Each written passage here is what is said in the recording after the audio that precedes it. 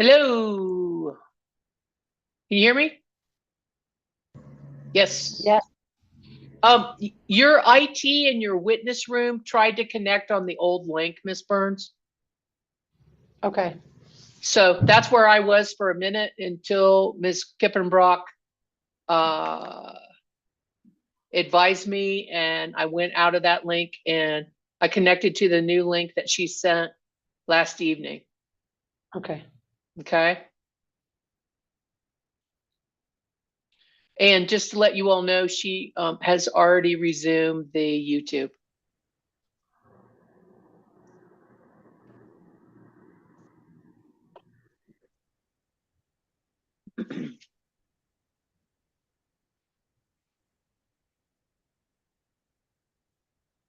Need to try to find my court reporter. So I'm going to mute myself here just for a minute.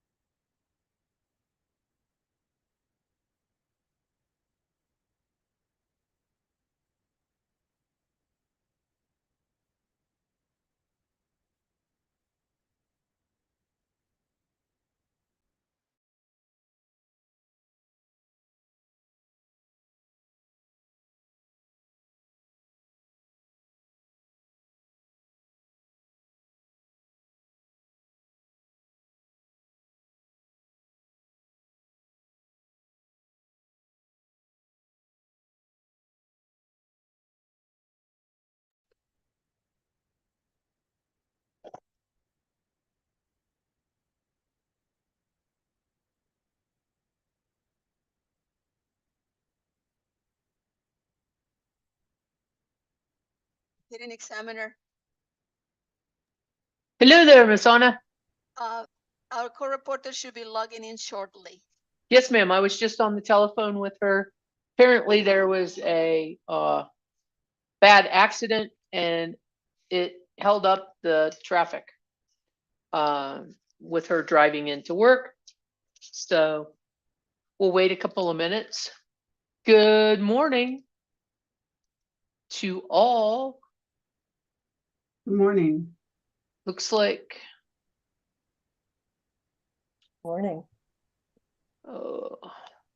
the think I've got everybody that wants to get in. Hello there, Mr. Fisk. Good morning. Our court reporter is going to be here in a minute. There was a bad traffic accident in Phoenix where she is, and she was delayed getting into her office, so she'll be here in a couple minutes. Okay. Okay. Does anyone have, just to remind people, we are live streaming. So if anyone has anything procedural that we need to talk about when we go on the record, now would be a good time to talk about it. Now Excuse or me. when we go on the record? Well, You want to talk can, about? you can just let me know now, and Yes, ma'am. you know, or we So can wait and talk about it on the record. We are again being YouTube, but we haven't resumed our hearing yet. I did prepare Souls Exhibit 3 and uploaded it to the Dropbox location Awesome. as promised after introducing it yesterday, but needing to reformat it. Okay. And I did not take the opportunity. Hang on one second, trying to get on the laptop.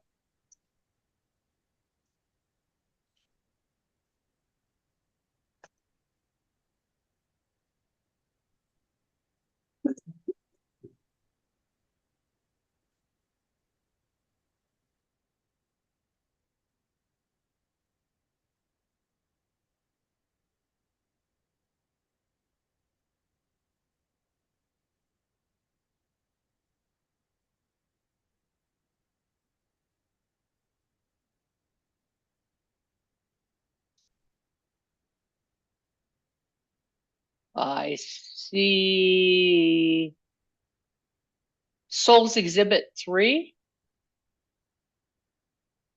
Yes, ma'am, that's correct. Okay.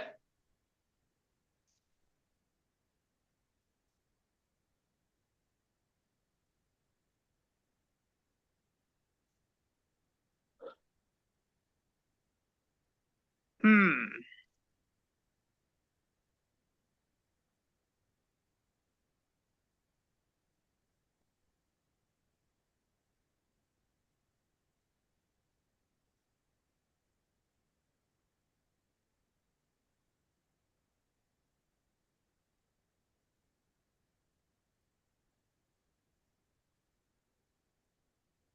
So Ms. Souls?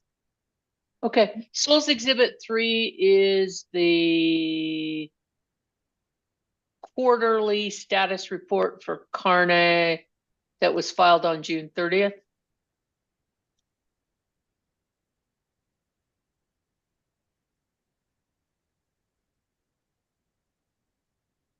Ms. Souls? That's correct. Okay. Because I thought you just said you reformatted your testimony. No, ma'am. We had talked about the possibility that El Paso Electric would object to including those reports as attached exhibits. But after what you went through with Ms. Stevens, that hasn't actually happened yet. I didn't have specific direction. And frankly, I'm going to suggest that it's entirely proper for those exhibits to stay right where they are. Okay, we'll deal with that when we come in. I believe, Ms. Souls, that we have that I have already taken administrative notice of those reports. So Yes, oh, yes, ma'am. That's my understanding. there's our as court well. reporter. Yay!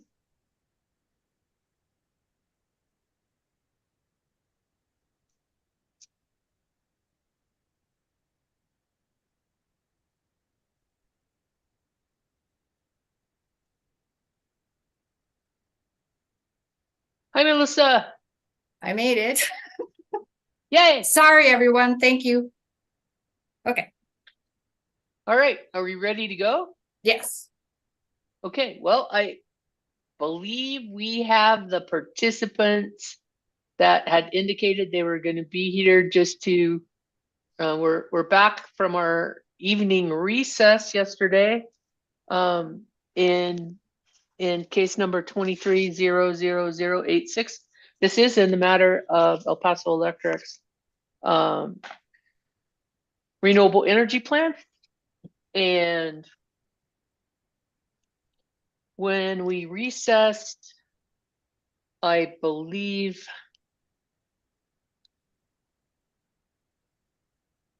that Mr. Herman had indicated that he would not be back today, and Ms. Olson won't be back today, and I believe we had concluded with the city of Las Cruces witness, Ms. LaRock, and I don't recall, Ms. Stevens, whether or not you were going to offer anything else on behalf of the city. Madam Hearing Examiner, what I did overnight, and I was hoping maybe at least the company would have checked, I did my best attempt. I even went in there and watched the YouTube again, which was somewhat excruciating in the evening. What I ended up doing, and I sent an email to all you, but I couldn't just pull them out. The big PDF document was so big and had so many different things crammed into it. It wouldn't let me remove things, so I had to rebuild the testimony with the parts. And this is in the Dropbox now. It's been there since I guess around 10:30 last night. I rebuilt the testimony with the testimony as is, a redlined list of exhibits, and the exhibits as I understood them to be the ones that were supposed to be removed, and mostly discovery responses stayed in. And I did not change any numbering on the exhibits, although they have new numbers on the record now based on the exhibit. Oh, and I updated the exhibit list to pick up CLC 36 and make a few typos, minor typos. My review of the email exhibit that you sent last evening, which I assume is what you had Uploaded. sent to the Dropbox. My review of Cities of Las Cruces Exhibit 1, Ms. LaRock's direct testimony, as admitted yesterday, contains the following attachments / exhibits to her testimony. Okay, so I'm going to go through them. Okay. One, and when I'm referring to this is LL1. LL numbers. Right. LL2, LL8, LL13, LL22, also designated as CLC 14. LL15, LL16, LL17, LL20, LL21, LL22, LL23, LL24, LL25, and LL27. Is that correct, Ms. Stevens? I didn't have it. It was so late last night. I didn't print it on paper. But if you give me a second to look at what I uploaded, it sounds right. Okay. I do have the red line. If you look at what I uploaded, it's red line. So if it's in, I'm not stricken, and if it's out, it's stricken, although the number's still there. So it will take. I did not look at it that way, Ms. Stevens. The way I looked at it is I went through every attachment Oh, my God. and looked to see what attachments you had included. Those were the numbers that I picked up. So at some point, you need to verify that those are in fact the attachments that were included. I can tell you in briefly reviewing all of those attachments, they are all interrogatory responses attached to her testimony.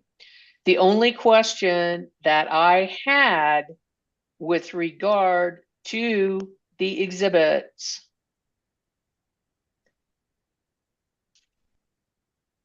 were the difference between, and if you can tell me off the top of your head, fine. If not, I'll go back and look again. Mhm. I couldn't tell the difference between LL1 and LL22. Oh, let me very quickly look. They both dealt with CLC 1-1 through certain numbers, and I couldn't tell the difference. And maybe there was a mistake there because my list says exhibit 1 is the response to RFA 1-14. And I thought I saw that last night as I was doing that, but. Okay, Okay, all right, so that's what we may- need may to I- check. may I Wait, ask Miss you- Stevens, you can't talk when I talk. I don't know how many times I need to tell you that.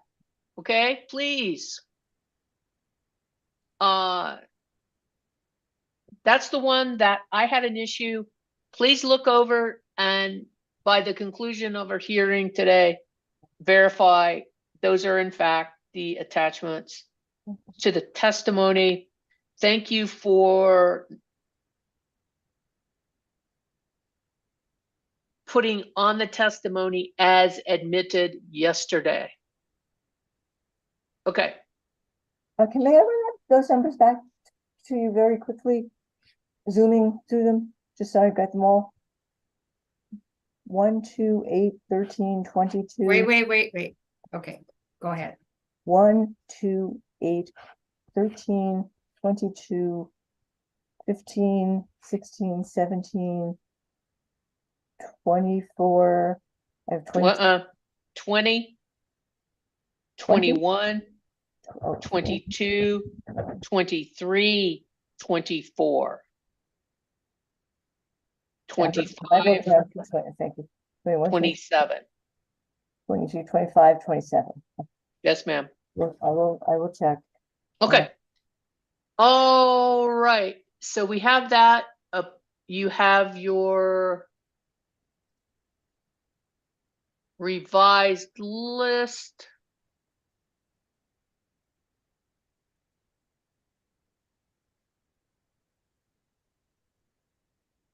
And you have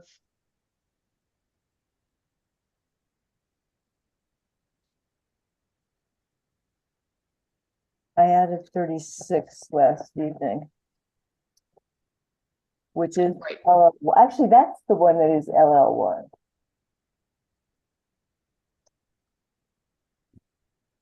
I'm so sorry I was late. I couldn't go print this on paper. okay. Then I will compare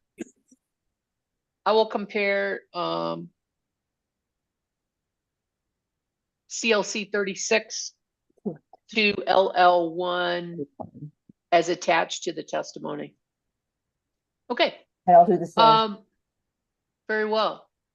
And then I believe that's what we need. There was a question. Melissa, we're okay with the version of the one El Paso Electric exhibit. So I'm gonna go off the record. Here's what I found. Miss Olson had said that had a label on it you know, rebuttal, whatever of the first witness and page numbers. And that exhibit, the one that I have, has both of those items, so I think so. Okay, awesome. Yep. So we're in good shape then on 1 through 8 of EPE. Correct? Are you asking me? Yes.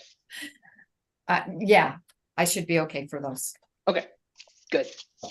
Okay, so if there's nothing further from the city, I believe then the next witness that is ready to present today is you, Miss Souls.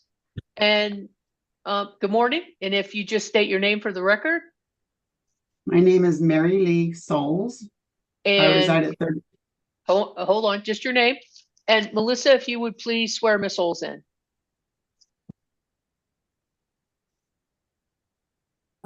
Do you solemnly swear the testimony you're about to give will be the truth, the whole truth, and nothing but the truth, so help you God?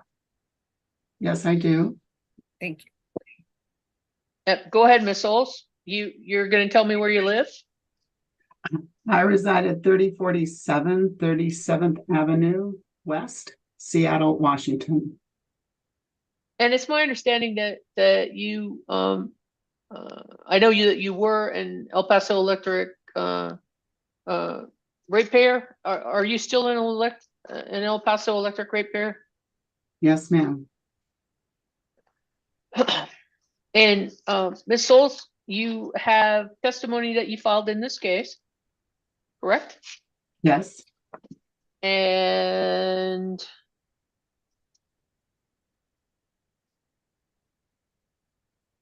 so far, we have for you admitted Souls Exhibit 2, which was a 10/31/23 El Paso report filing, correct? Correct. Okay. And it's my understanding that you filed pre-filed direct testimony, and how is it labeled? It's labeled Souls Exhibit 1, direct testimony of Mary Lee Souls. And you have placed the copy of the Souls Exhibit 1 in the Dropbox? Yes, I have. And does Souls Exhibit 1 contain any attachments? It does. It contains, as defined on page 2 of the testimony, there are 7 exhibits attached.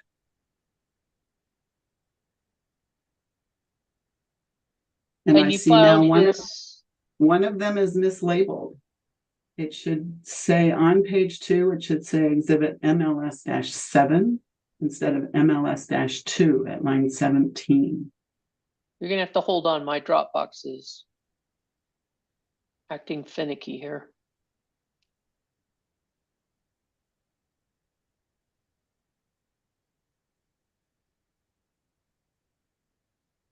Okay, on page 2, what are you telling me?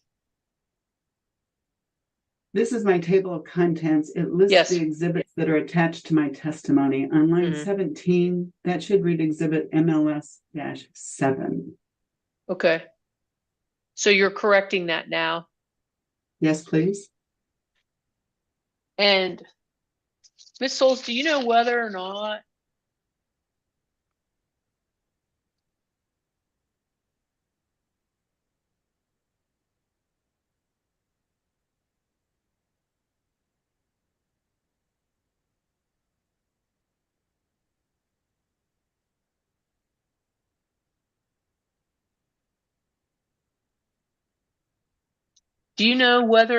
MLS2, the June 20th, 23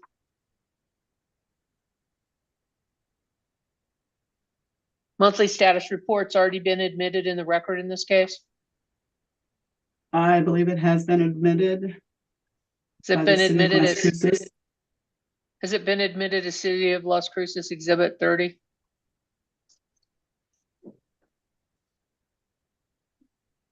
Just a moment, I believe I have the answer to that.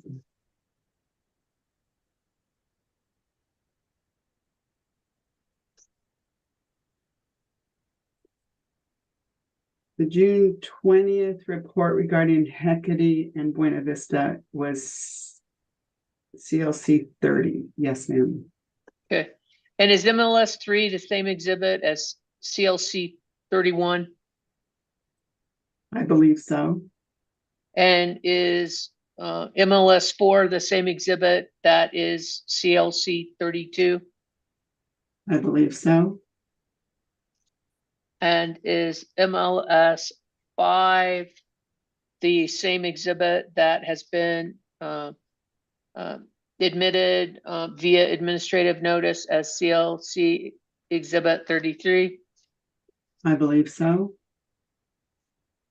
And is MLS 6 the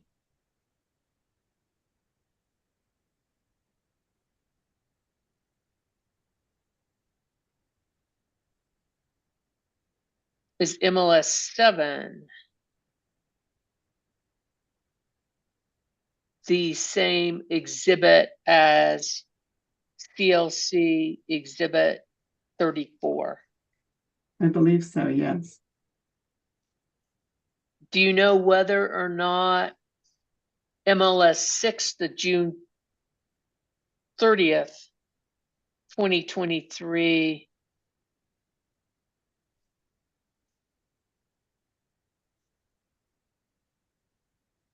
report has been admitted? Yes, ma'am, you agreed to take administrative notice of it yesterday during the cross-examination of Mr. Davis as Souls Exhibit 3. Ms. Souls, since we already have these documents in the record, why do you feel it's appropriate to continue to attach them to your direct testimony?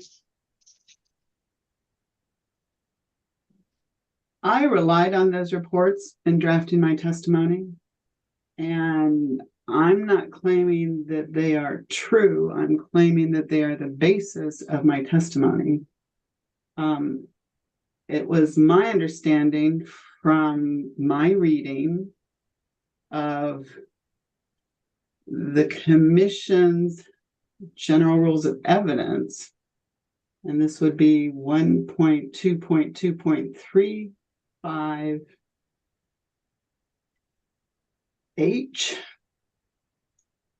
that they are admissible for any purpose offered in evidence, and a true copy can be presented in the form of an exhibit. I understood that to be an exhibit within my testimony and clarifying the basis of my testimony as I relied on them directly. It's currently my understanding that El Paso Electric does not contest whether or not they are true, which my limited understanding of the rules of hearsay would mean that they don't fall under the category of hearsay. Well, I realize you're not an attorney, Ms. Souls. And just because somebody doesn't contest something is true or not, doesn't mean that it's not hearsay. Hearsay is generally construed as out-of-court statements made, offered for the matter of the truth that is asserted. I can't find the section that you said you relied on that you can offer it with your prepared direct testimony. You It said says in the 35. 35, I. let me see, H may be presented for the record in the form of an exhibit. And ma'am, I am not claiming Any portion of the record. Well, you see, that's the problem, Ms. Souls, is that I'm not going to quibble about, answers to interrogatories, as I explained yesterday, are not filed in the record. Answers to and responses you are correct that this quarterly report is a document that was filed in the record. I have already taken administrative notice of it. I've explained on more than one occasion that there's not a pecking order of evidence, and that the evidence is going to be considered, whether it's taken through administrative notice, in the same manner as the other evidence that's presented. And I'm just trying to streamline our record and not make it overly voluminous or duplicative. And that's the reason that I went ahead and admitted through administrative notice and painfully went through the renumbering of those particular reports. So anything else you'd like me to consider? I would just say that they are attached to my testimony, not because I aver the truth of them, but because they are the basis of my testimony. So you're saying your whole testimony is just about those reports? There's a significant section of my testimony that is specifically about those reports. Yes, ma'am. Okay, I find them to be duplicative and unnecessary and probably inappropriate as exhibits to your testimony, Ms. Souls. But in an effort to try to get this hearing going, just leave them in unless there's an objection from the company. But I can warn all the parties in any case going forward. I'm going to be very strict on what is appropriate, what's an appropriate attachment, and what in the interest of trying to be as expeditious and appropriate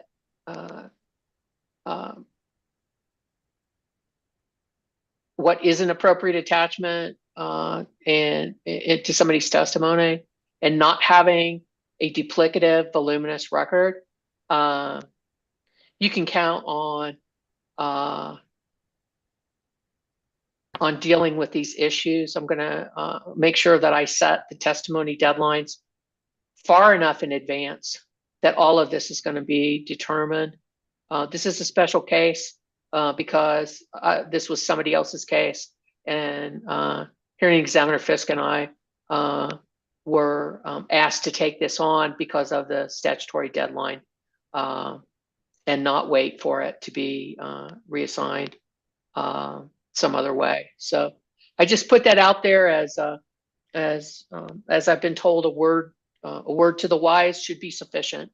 But going forward, please be advised that I hope to avoid this kerfuffle with and confusion with these exhibits.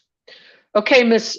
Souls, with that, do you have any corrections other than the one that you have already made, additions or deletions to MLS 1?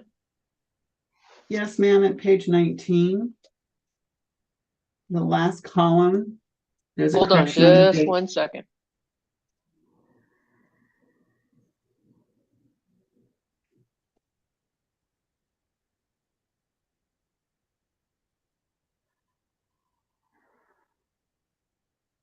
Okay. There's a correction to the date at the bottom of the last column that changes the date from 5/12/24 to 5/12/23. Okay, I'm confused. This looks like my page 19 has a chart entitled Hecate Status Report. That's correct. Okay. And where is the date you're going to change? The far right column Okay. towards the bottom, Okay.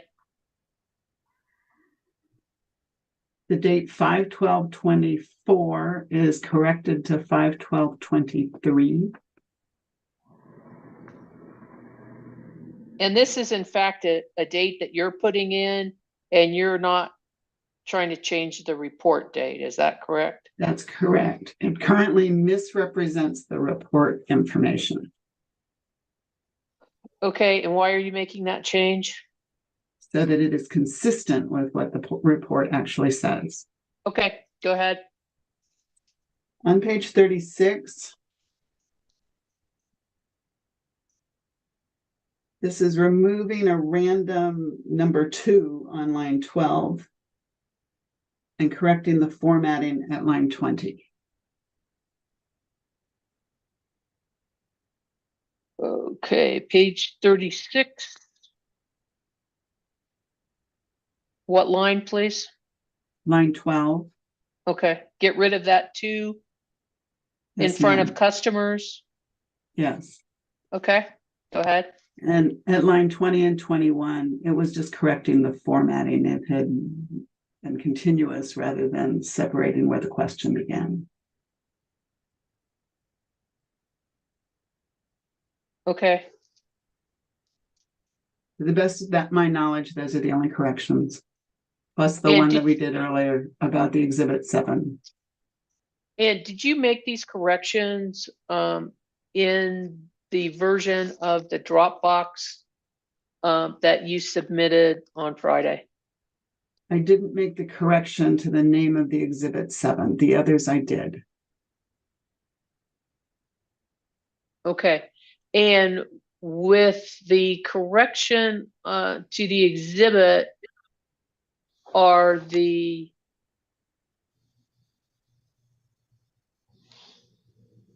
answers you prepared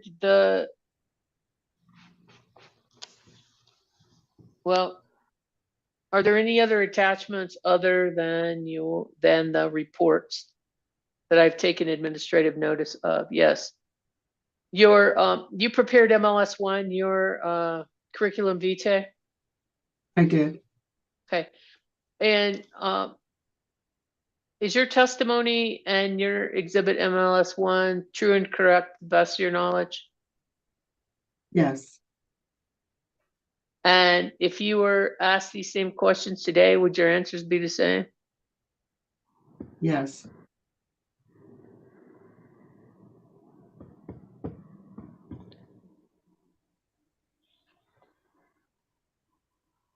And you represent that the version of MLS1 that was placed in the Dropbox last Friday is the version of your testimony that you want to offer into the record?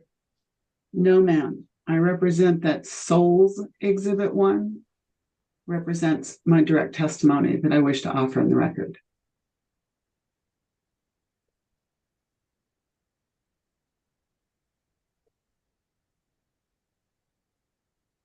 And that is the version that you downloaded today. No, ma'am, I did not download anything today.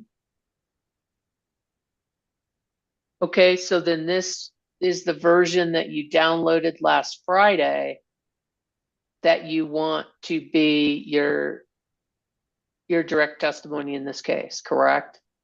That is correct.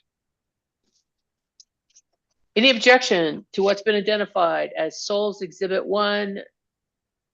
Ms. Souls, direct testimony as verified by her here today. Hearing no objection. Ms. Burns. Yeah, thank you, Madam Hearing Examiner. EP's already lodged an objection. We totally respect your ruling on this. So I'm not going to restate it. I think that the guidance has been clear, so thank you.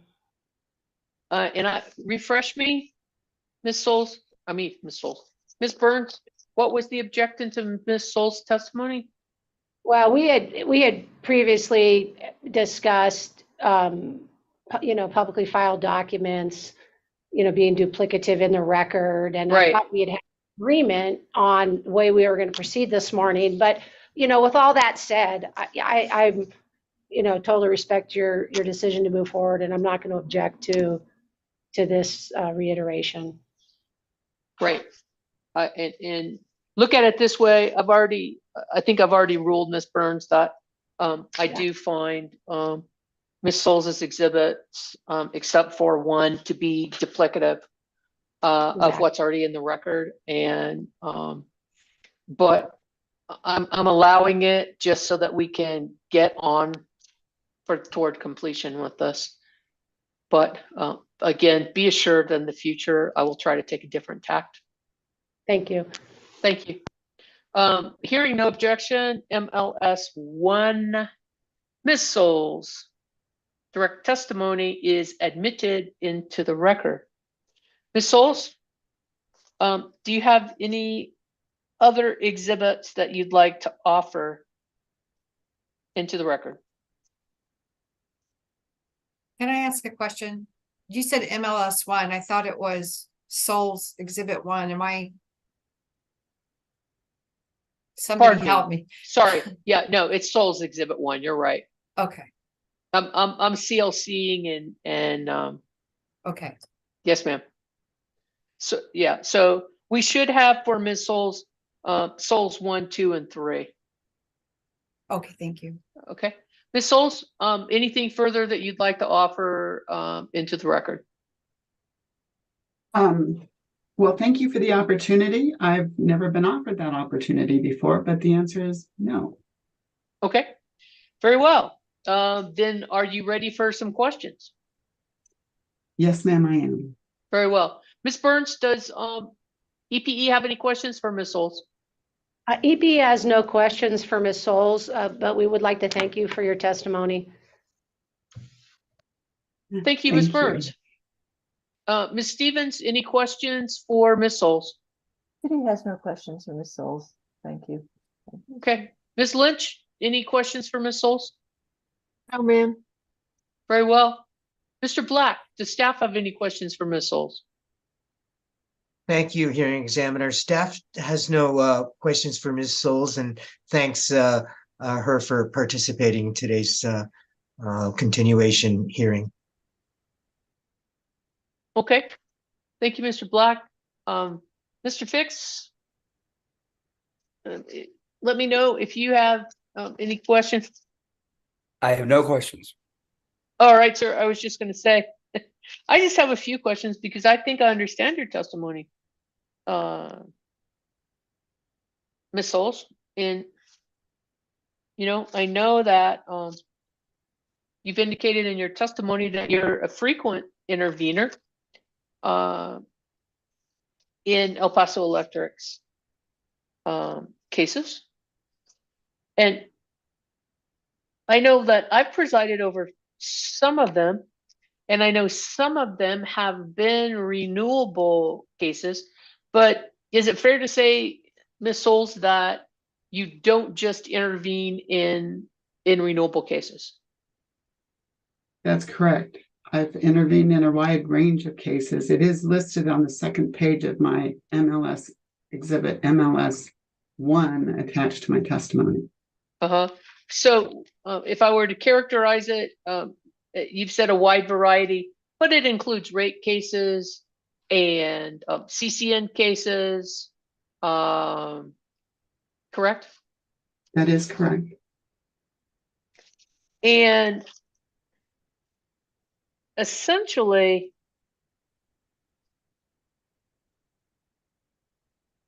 you are recommending that the commission not approve EPE's proposed plan, correct? I am recommending that the commission not approve EPE's proposed contingency plan as EPE has proposed it. That is correct. And do you recommend that the commission agree with what has been referred to as the base plan? If the base plan were determined to be reasonable, the commission felt that it was responsible to move forward with that, given the uncertainties. I find the baseline plan to be within the requirements of the Renewable Energy Act. But do you believe, based on what you know and have learned during this case, do you believe that the base or baseline plan is going to allow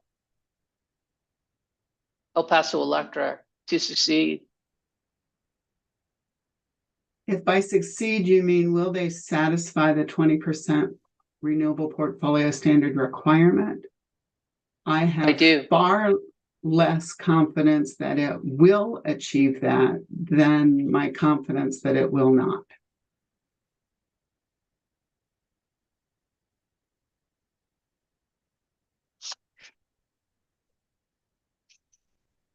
Well, if the baseline plan, if you're not confident that the baseline plan is going to succeed, and El Paso Electric in their plan, contingency plan, has proposed a couple of paths that they believe would allow them to succeed, which you recommend against, then how do you suggest that they comply with the 20% requirement in 2023? I believe there are several 2024. options. So the first possibility is that we accept that they're not going to succeed. It is my conclusion right now that in all probability, El Paso Electric will not succeed in 2023.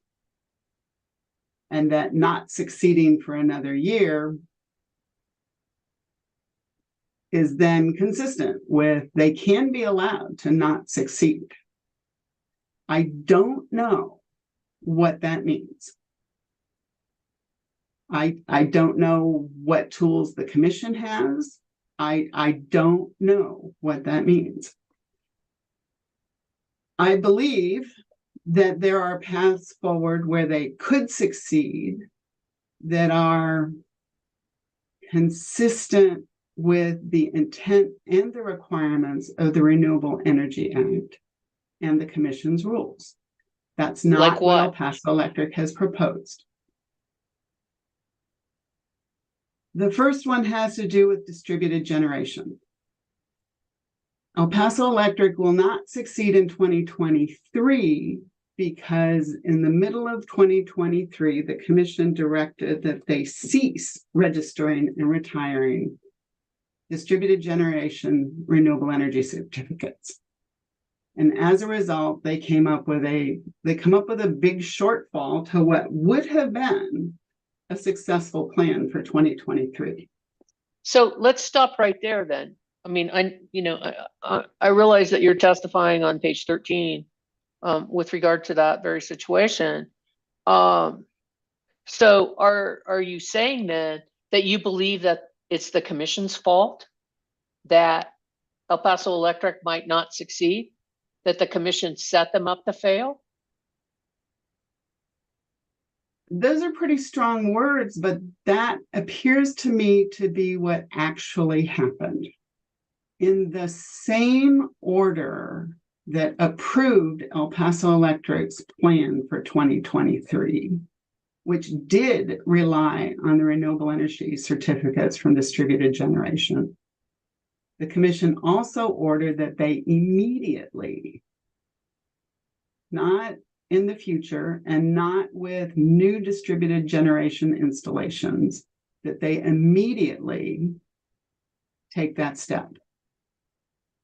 Well, doesn't the rule that the commission was interpreting apply to all utilities in New Mexico, not just El Paso Electric? I assume that it does. I work primarily on El Paso Electric proceedings, so I wouldn't claim expertise in that area with the other utilities. And my observation is that everything in the past related to distributed generation has been prospective. And prospective seems to me the rule could be applied to the next installations, the new ones, as opposed to the existing ones. it could have been prospective that it applies beginning in 2024, not in 2023, when they are simultaneously approving the plan for 2023. So El Paso Electric failing to satisfy the 20% RPS requirement in 2023 happened simultaneously with a stroke of a pen. And I don't pretend to understand why the commission chose to do that. But the result is that the commission apparently was prepared to accept that El Paso Electric would fail to satisfy the RPS requirement for 2023. And if it was okay in 2023, then why isn't it okay in 2024? And always in the past, when El Paso Electric was not actually going to satisfy the 20% or the 15%, there were workarounds. And those workarounds did not cost New Mexico ratepayers money, because it's not El Paso Electric that pays for these procurements. It's the New Mexico ratepayers. None of those workarounds previously involved a premium to burden New Mexico ratepayers without actually changing anything positively. As Miss LaRock testified yesterday, rob Peter to pay Paul, and the bill goes to the New Mexico ratepayers, but it doesn't actually change anything. So then are you suggesting one way for El Paso Electric to comply with the RPS requirement is not to generate any new renewable energy, but basically just go back to the way they counted the RECs before, and that would allow them to be in compliance? That is one way. In March, they were going to be in compliance in both 2023 and in 2024. In March of 2023, that was the situation in the world. Okay. And today, they're not going to be in compliance in either 2023 or 2024. Okay. So that's one alternative that you would support. I would also point out that in both the statute and the rule, and this is what I believe that the needle that El Paso Electric is trying to thread with their DG proposal, that there is a provision in both the statute and the rule that is related to unless a different purchasing scheme is permitted in a specific agreement or contract. I believe El Paso Electric is trying to thread that needle using that phrase, because both the legislature and the commission felt it was appropriate to put that in there. So one of the ways to do this, I believe, is to allow El Paso Electric to procure the DG RECs as they've proposed, which I do believe both the statute and the rule could be interpreted as allowing that. And my objection there is simply in this $5.40 per REC charge that New Mexico ratepayers would pay, which back in March of 2023, they were getting credit for and not paying for. So, And so to so make, then, I'm sorry. well, I was just going to say, Ms. Souls, so basically you and El Paso Electric come to the same destination using two different vehicles. You say, go back to the way it was, where they get the RECs for free and they comply. And they say, we'll pay for them and we'll comply. Right? Not exactly. It's my understanding of the statute and the rule that this hinges on an interpretation of what does it mean to purchase. And so Well- That's not my question. I'm sorry. I don't want you to, necessarily interpret El Paso Electric's position. I want to know your position. And what I thought I heard you say was that the commission made a mistake in the order that made El Paso Electric stop counting all of the RECs from the DG customers. And that one path for El Paso Electric to be able to comply with the RPS requirements this year and next year would be to reverse that ruling and let them count them all. And that is that what your path that you were explaining? I will agree that that is a path. That was not the one that I thought we were talking about. But yes, Well, I I'm just agree that asking that you- is a path. Okay, is that one you support? I would support that.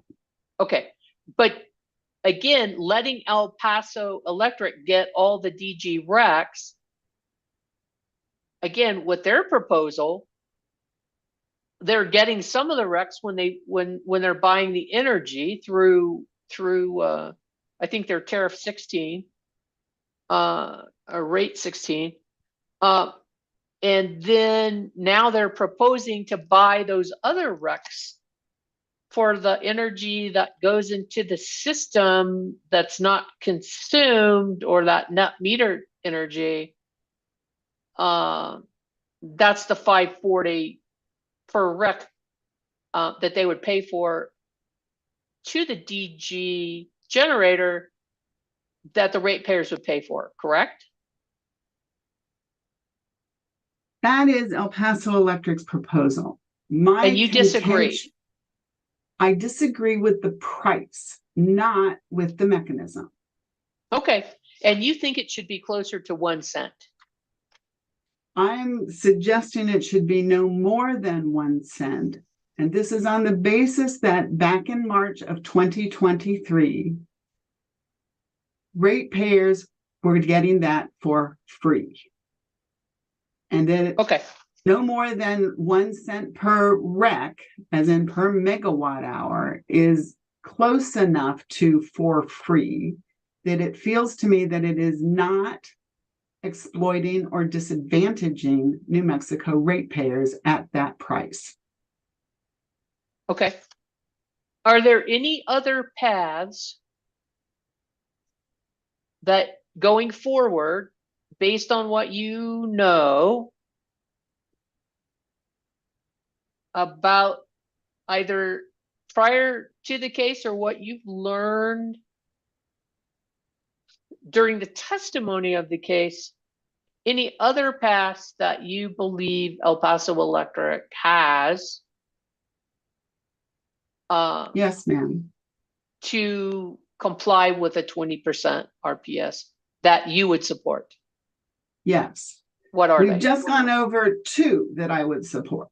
Okay, The third one would be, and frankly, what I think is the most optimal, the hardest to pull off, is to bring Hecate in on time, which they keep claiming could be done, but they also act as if that is up to fate.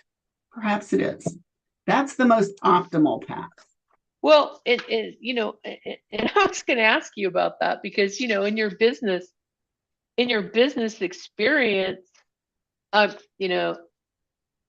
wondering, you've testified on page 18 of your testimony, the question posed at the top, how is it possible at one moment EPE believes Buena Vista COD is imminent and then finds the seller's declarations unacceptable, not once, but twice, and then more than 2 months go by without any resolution to an impasse.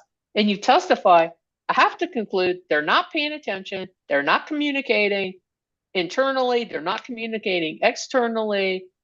They've changed the requirements. They're intentionally slowed down. They're intentionally misleading the commission.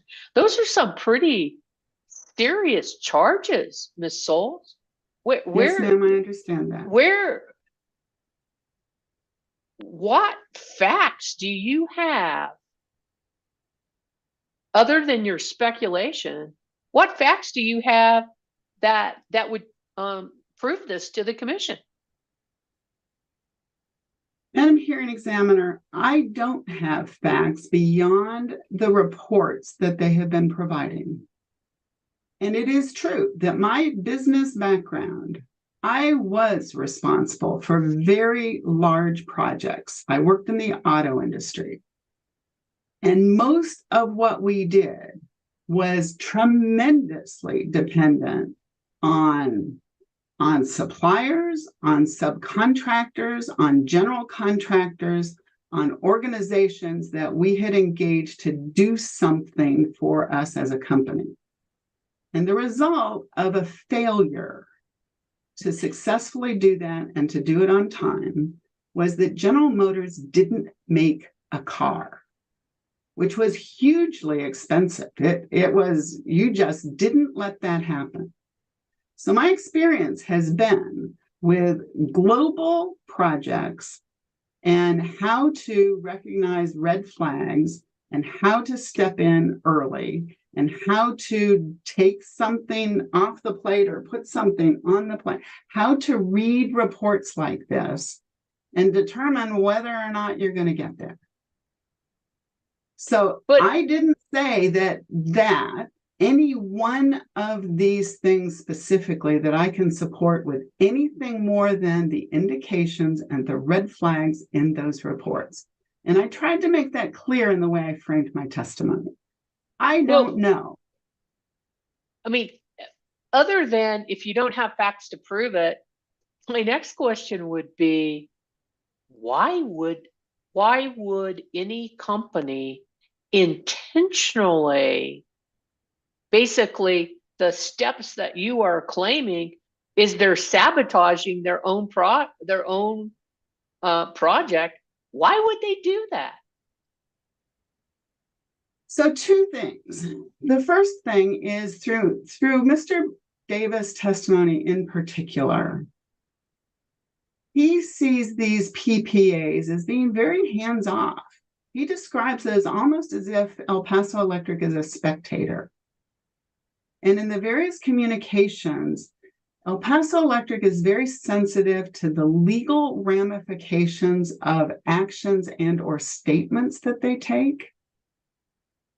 And he and the other El Paso Electric witnesses have been very careful about how they make those statements. So the first thing is they see these PPAs as very remote, hands-off. They're mostly an observer. On the other end of that spectrum, Mr.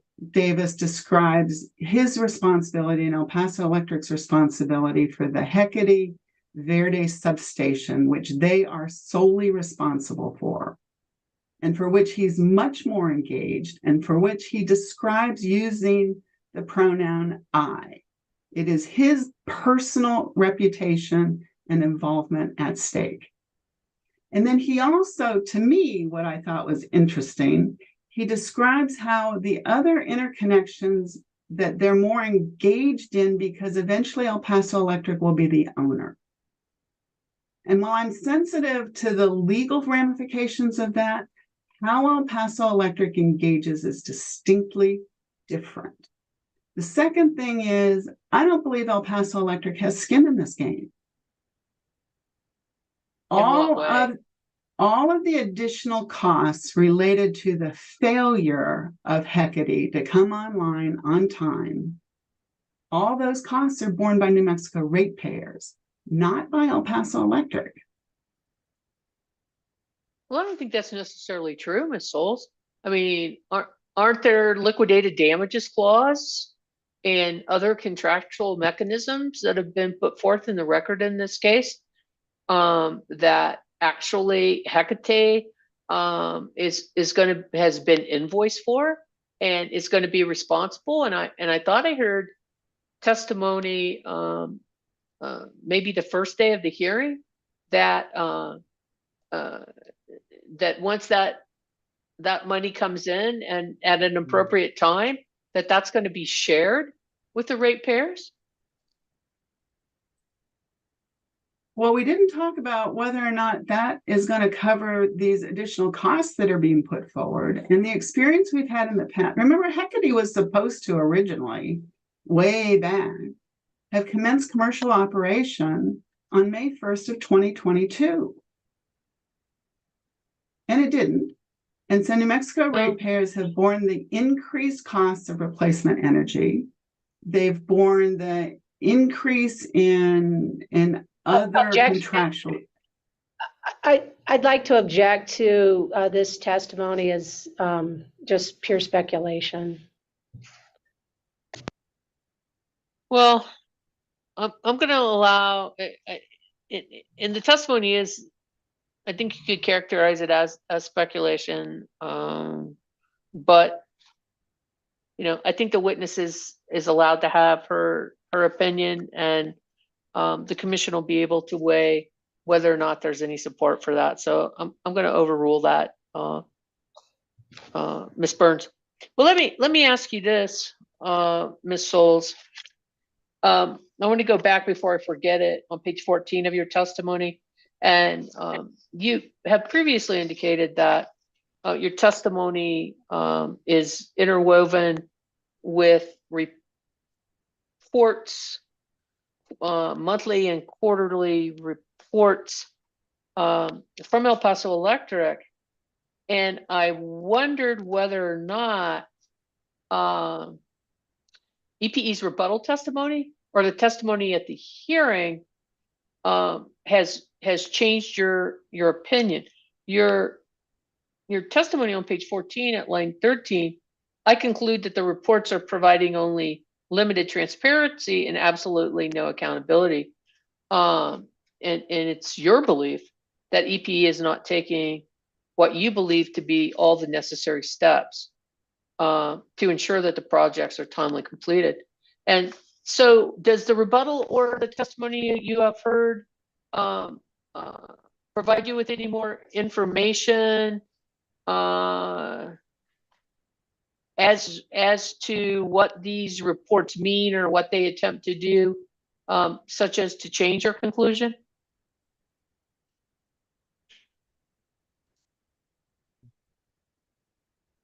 It does not change my conclusion.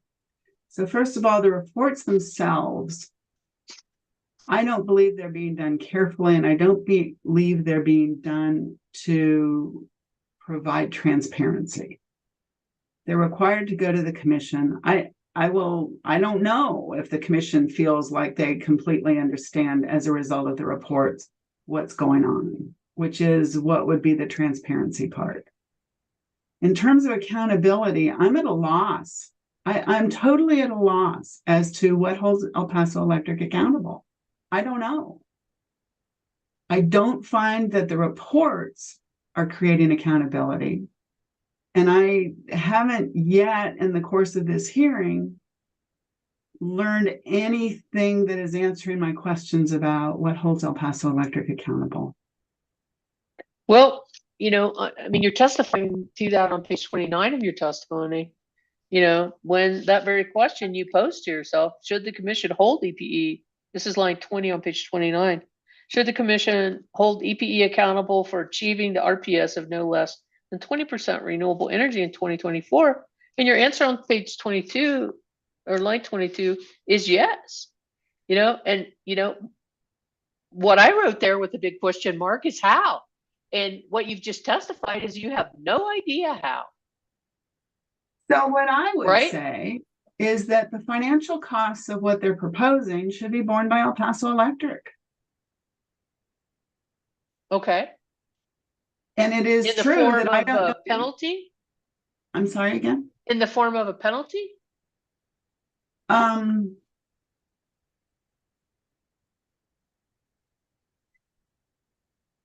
You can call it a penalty. I don't know that you need to call it a penalty. I believe you could approve their proposed contingency plan with the caveat that those costs be borne by them and not by New Mexico ratepayers?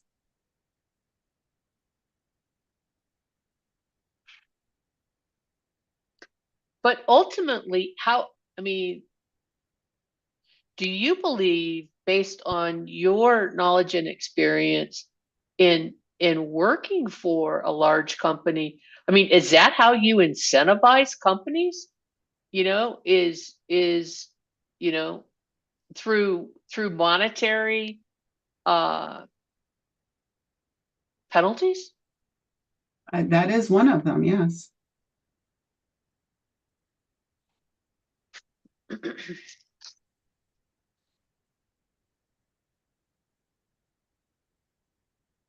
Further on page 32 of your testimony, the question posed at line 6, in your opinion, is it appropriate for EPE to protect the interests of its Texas customers to assure that they are receiving the full market value of New Mexico RECs?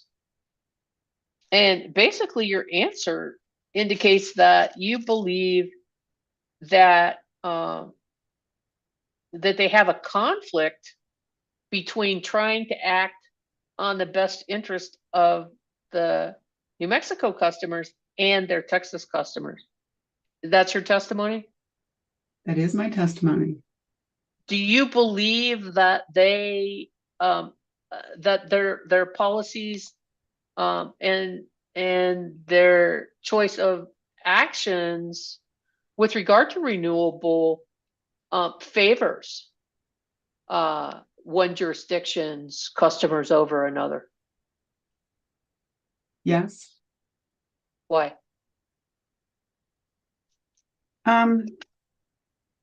Texas is big, New Mexico is little in El Paso Electric's world. And I continue to see evidence where El Paso Electric will propose to move the allocation or the assignment of a Texas renewable resource to New Mexico at cost to New Mexico. And I haven't seen comparable proposals that are at a reduction of cost to New Mexico. So this particular proposal is the third one. The third one that will cost New Mexico more. They proposed moving a piece of something, I think it was a community solar resource that was owned by Texas. They were going to reassign to New Mexico at significant increased cost to New Mexico. And I believe that's a direct result of the way they recover costs through the RPS rider. They previously proposed assigning a portion of Texas Macho Springs to New Mexico, when Macho Springs is currently a fairly expensive renewable energy resource. And now they're making this proposal to reassign a portion of Buena Vista 1 and not at the competitively determined cost to procure bundled energy and RECs, but to reimburse Texas at an additional $5.40 per megawatt hour. Yes, I see a pattern there.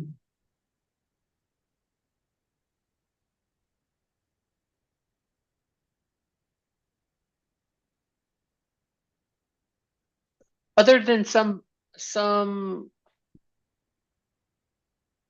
financial penalty to try to get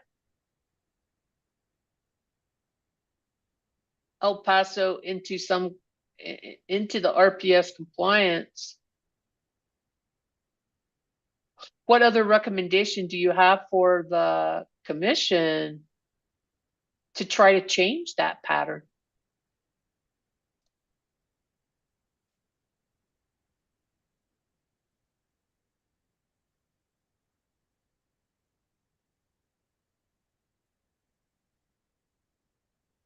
Well, I appreciate you asking the question.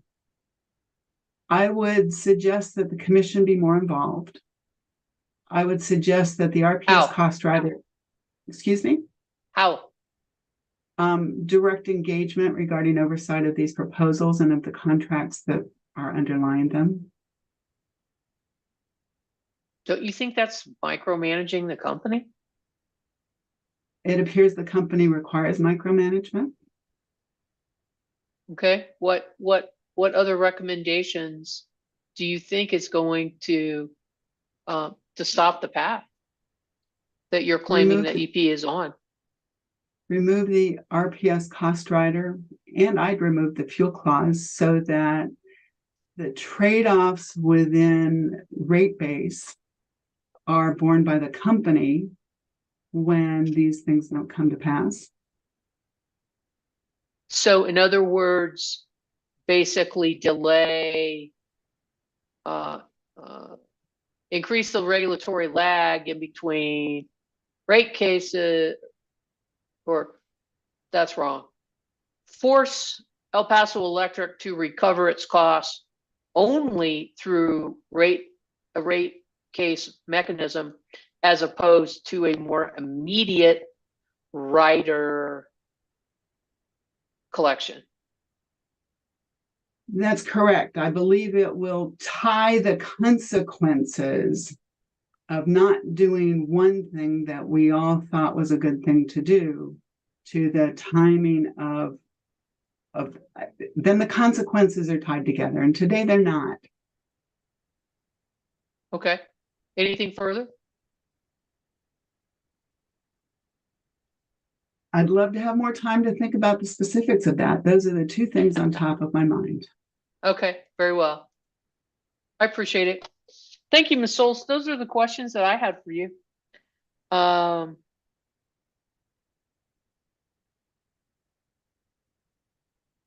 I guess in order to try to be Madam fair, Hearing Exam- but hang on. In order to try to be fair, since you're the pro se person, is there something else that you would like to tell the commission based on the questions that I've asked you? Yes, ma'am. I don't feel like I had the opportunity to complete one of my responses. Okay, I apologize for that. Go ahead. That's all right. So we had named the possibility of going back to the DG Recs the way they were back in March of this year. We had named the possibility of the DG Recs at some token price, no more than 1 cent per megawatt hour. We had named the get Hecate in on time as 3 options. The Okay. fourth one is a permanent reassignment of some amount of Buena Vista 1 at the competitively procured cost, which is what New Mexico ratepayers currently pay for energy from BV1. Okay. And the fifth one, obviously, is EPE doesn't meet the RPS in 2024, just as it won't meet it in 2023. And with that there is some workaround similar to what was used in 2020, 2021, 2022 of assigning future RECs to substantially make up the missed portion. But I just wonder how that one works, Ms. Souls. I mean, you've got the city proposing that you get rid of what the parties agreed to, and that they not have to make that up because it's going to be too expensive for ratepayers. So, I mean, it seems like potentially there's a conundrum here that there's the requirement for renewables, but renewables aren't free. Somebody's got to pay. And if you keep digging this bigger hole and filling it with all these RECs that they potentially owe, I mean, that's, to put in your car vernacular, that's like buying a car that's way overpriced and being underwater. I mean, that's how I kind of feel when I'm envisioning all of these, all these potential,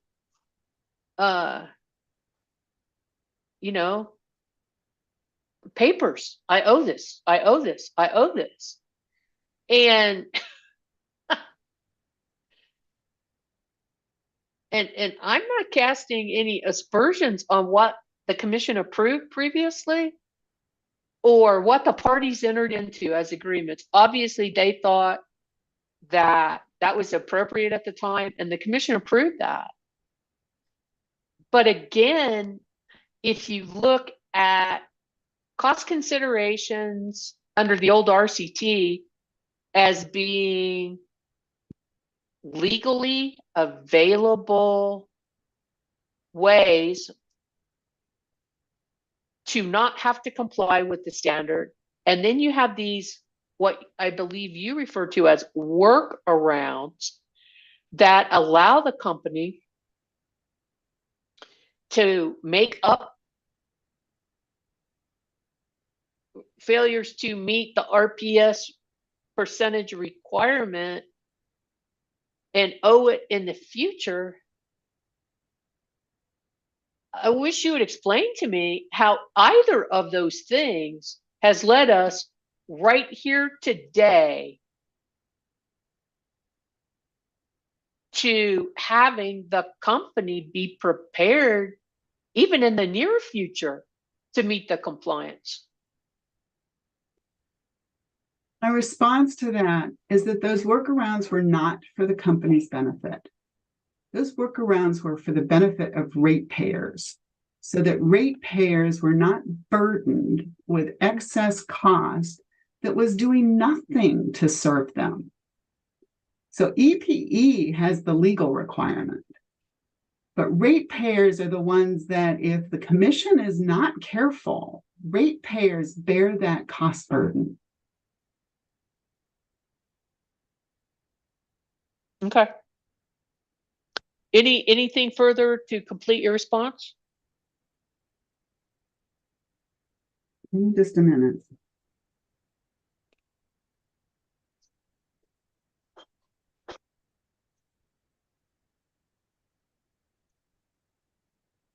I don't believe so. All right. Very well. We'll give the opportunity then to go ask any questions based on my questions. Ms. Burns, No questions. Ms. Stevens,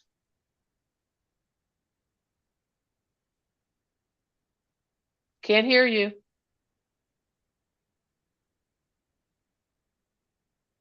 Can't hear you. Can see myself. I thought I had a question, but I cannot find it, so I guess I have no questions. Very well. Thank you. Ms. Lynch, I do have one question. very well.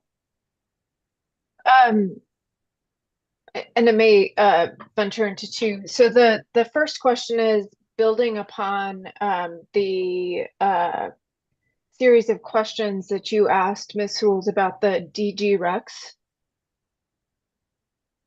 Do you recall Okay. those questions, Ms. Hools? Yes, I do.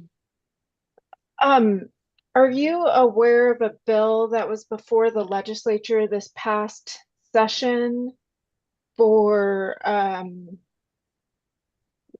DG Rex to be recovered by a utility without the utility purchasing them, so the Rex would transfer directly to the utility? I believe I do. Do we need to reference that bill specifically for clarity or not? That was SB 026. Would you take that as true if I share that? Let me say subject to check. Yes. Okay, and do you know if that bill passed? The bill died in committee. If it's the one that I think you're referring to. Okay, and okay, that's my question regarding SB 26. The legislature did not pass it, correct? Like I said, I believe it died in committee, which is not the same thing. It died in the first committee, correct? No. Which committee? If we're talking about the same one, it did not die in the first committee. The Senate Conservation Committee passed it. It died in the next committee. Okay. Thank you. Those are my questions regarding the use of DG Rex. Thank you, Ms. Lynch. Mr. Black? Any questions from No staff? questions. Very I'm well. sorry. No questions from staff. Okay. Ms. Souls, thank you very much. Thank you, Um, ma'am. You are excused. You have nothing further. Is that correct? Okay, audibly. That's correct. I have Okay, nothing further. thank you. All right. Melissa's trying to train me well with the head motion. Okay, all right, Mr. Black, I believe we are ready for staff. We have Thank a you, witness. Madam. Yes, we would call Christopher Dunn if we can give him some time to be admitted to the Zoom, please. He's there. Hello there, Mr. Dunn. Good morning, Madam Hearing Examiner. How are you doing today? I'm doing okay. Yourself? Well, Halloween was 2 days ago, but we're here for a third day of the hearing, so I got a nice treat today. Can't complain too much. Excellent. Good. Melissa, would you please swear in Mr. Dunn? Raise your right hand. Do you solemnly swear the testimony you are about to give will be the truth, the whole truth, and nothing but the truth, so help you God? I do. Thank you. Go ahead, Mr. Black. Thank you, Madam Hearing Examiner. Good morning, Mr. Dunn. How are you? I'm doing well, Mr. Black. And yourself? I'm doing well, thank you. For the record, could you please state your name and position with the Public Regulation Commission? Absolutely. My name is Christopher Dunn. I'm an economist within the Utility Division of the New Mexico Public Regulation Commission. Have you filed testimony in this case as shown in Staff Exhibit 1? Yes, Staff Exhibit 1 reflects my prepared direct testimony of Christopher Elliott Dunn for the New Mexico Public Regulation Commission Utility Division staff, filed on October 13th, 2023. Thank you. Now, Staff Exhibit 1 contains 3 exhibits thereto. CED 1, a summary of cases in which you've previously testified in commission cases. CE 2, staff's reasonable cost threshold analysis for the procurements proposed by EPE for plan year 2024 and plan year 2025. CED 3, a list detailing EPE compliance with commission REA rules related to REA filings.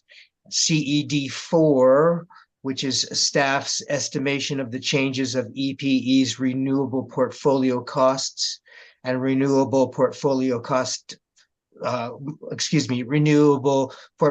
standard cost rider. And CED 5, EPE discovery responses to staff's discovery. Is that a correct list of your attachments to your to Staff Exhibit 1? Yes, sir, it is. Okay.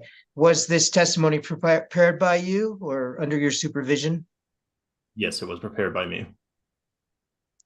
Okay. Do you have any corrections to your to this exhibit, your testimony? Yes, sir, I do have one correction. Oh, what is that? Staff inadvertently did not include a page in Exhibit CED 5. There should be a third page in Exhibit CED 5 that is currently missing, and that would correspond to a discovery response that is to staff's interrogatories for staff 1-9. Okay, and with that correction, if I were to ask you the questions posed in your testimony today, would today, would your answers be the same? Yes, they would. Is your testimony true and accurate to the best of your knowledge and belief? Yes, it is. Madam Hearing Examiner, with that change, and of course, at your direction, we asked that we could make that that correction to that one page of CED 5. I moved that what has been identified as staff exhibit 1 be admitted into the record. Mr. Madam- Black, is the version of staff exhibit 1 that was downloaded into the Dropbox the correct version? No, we just discovered not? this. We just discovered this error minutes ago. I asked that all the corrections be provided by close of business on Friday. Yes, and as I said, we just discovered this error minutes ago. Any objection to what's been identified as staff exhibit 1, Mr. Dunn's pre-filed direct testimony as corrected by him here today, subject to having the correct exhibit downloaded into Dropbox after the conclusion or before the conclusion of this hearing? Madam Hearing Examiner, I hate to do this, but the city of Las Cruces objects because Mr. Dunn's testimony has a discover response, and we've just been made to go through a nightmare to deal with discovery responses, and something is amiss here. I think it's just a mistake, maybe, but it seems like a double standard if I don't say something.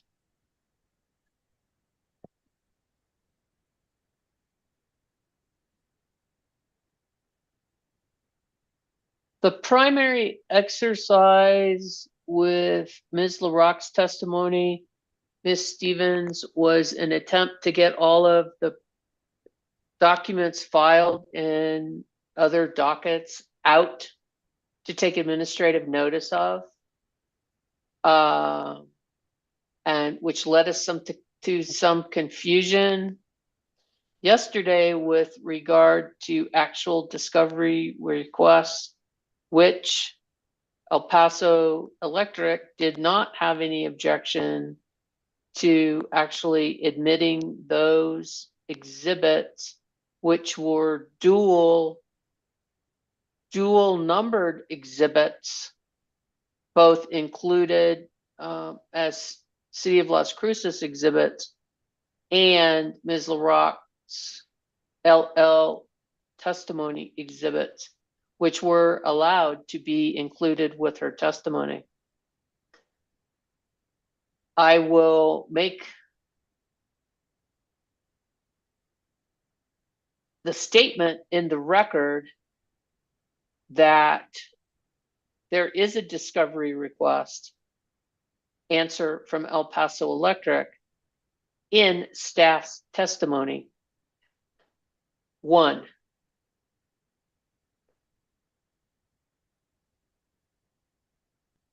is anyone objecting to having that included as part of Mr. Dunn's testimony? Is El Paso Electric objecting, Ms. Burns, to the inclusion of the discovery response as part of his testimony? No. Very well. It is also CLC. It's also been admitted as CLC Exhibit 8. Very well. I will also make that reference then.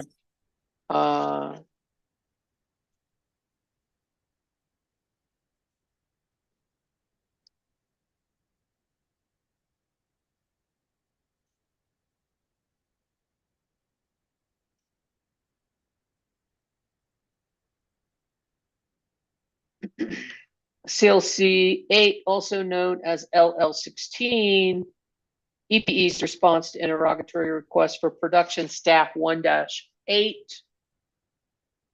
Your Honor, will, CLC, wait, please, is also known. it is not. Is not? Very well, Mr. Black, please explain what, I guess, CED 5? CED 5 as corrected now includes the response to staff interrogatory question 1-9. CLC Exhibit Oh. 8 does not do so. I'm looking at Mr. Black, I'm looking at the one I just downloaded, I think this morning from the, so you're changing out the whole exhibit, not just the last page? I'm looking at the one I thought I downloaded this morning that's 2 pages and it's a response to staff 1-8. My copy says 1-8. And I mean, I could. Yours looks different. You've obviously got some fancier way of making pictures out of discovery responses, but I don't have any reason to think it's not the same question because it was about it was a good question from staff about the notice practices. Okay, About Ms. the what? I'm Stevens. sorry. In looking at the Dropbox exhibit that was downloaded on Friday, Mr. Dunn's Exhibit 5 is entitled El Paso Electric Company Response to Commission Staff First Set of Discovery Requests, Staff 1-1 through 1-13. And then the next line says interrogatory request for staff, for production staff 1-8. That's what was downloaded in the Dropbox. Are you saying, Mr. Black, that is not what, is that not what Mr. Dunn included in his pre-filed direct testimony? I'm not saying that, no. What I'm saying is that there has been a correction made this morning in that discovery, that attachment to his testimony as CED 5 is incomplete. It also includes not just 1-8, but the responses to 1-9, which we have just discovered an hour ago. I'm sorry. And I'm also saying is that City of Las Cruces Exhibit 8 does not include that change, does not include 1-9 response. It only includes 1-8 response, which is, yes, what was originally uploaded, and I apologize. Had I been able to discover 1 hour ago what I discovered on Friday, I would have uploaded it properly. So in essence, then, it's not just missing a page, but it also includes, that page includes not only one interrogatory, it now includes 2. Exactly. So does that clarify for you? It wasn't just a page of 1-8 missing, Ms. Stevens? Mr. Black has just now explained that the missing page adds another interrogatory and that Mr. Dunn's exhibit is 1-8 and 1-9 response. Yes, I absolutely didn't understand when he was saying that there was a missing page that was. That's because it wasn't explained before. Now it is. Okay, so with that clarification that it is not the same exhibit as your CLC exhibit. I withdraw the objection. Very well. Any objection now to what has been identified and clarified as Staff Exhibit 1, subject to the correct version being placed into the Dropbox? Any objection to Staff Exhibit 1? Hearing no objection, Staff Exhibit 1 is admitted. Mr. Black. Thank you. I offer Mr. Dunn for cross-examination. Very well. Ms. Burns, any questions for Mr. Dunn? No questions for Mr. Dunn. Thank you, Mr. Dunn. Thank you, Ms. Burns. Ms. Stevens, questions for Mr. Dunn? I have a few questions. Good morning, Mr. Dunn. How are you? Good morning, Ms. Stevens. I'm doing well. Hope you're having a pleasant day also. You're all dressed up. Somebody's going to need to send me whatever that edition is so I can look at it in case I have any questions. I'll do it now. Thank you. Go ahead, Ms. Stevens. Mr. Dunn, I don't see anywhere in your testimony where you address each of the specific plan filing requirements under the REA and Rule 572. Did you address that somewhere? Yes, I believe that is indicated in my exhibit CED3. Oh, okay. Hold on a second. That's why I'm a bad girl. I didn't read these exhibits carefully.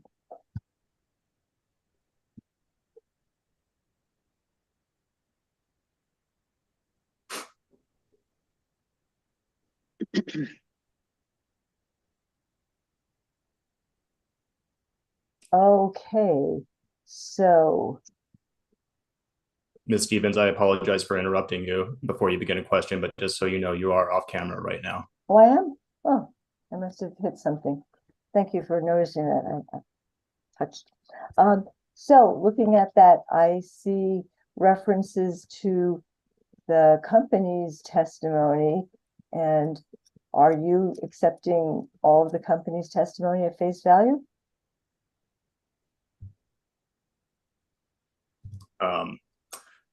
As satisfactory? I'm sorry, can you repeat that? Are you by through this chart here? Are you accepting at face value that every bit of testimony that you've identified fully satisfies the requirements of the renewal of, I guess, mostly their Rule 572? Staff is articulating that based on these specific areas that I've referenced, it is staff's belief that the application does comply in these particular areas, which I've identified in this exhibit. Let me see.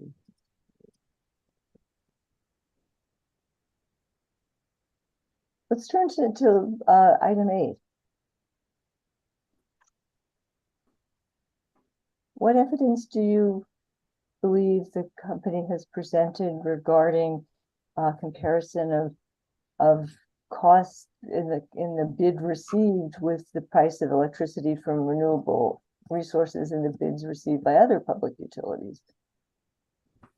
As I understand, the resource that is proposed for reallocation or a different share of allocation for BV1 to be directed to New Mexico customers was that BV1 resource was procured under a competitive bidding process in a previous case.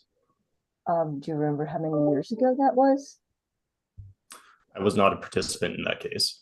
And was the bid price, did that include the extra $350 that the commission approved last May? Can you state that question again for me, Miss? Back when this was competitively bid, did the price include the $3.50 per megawatt adder that the commission approved in May, on May 17th, 2023 in the amendments case?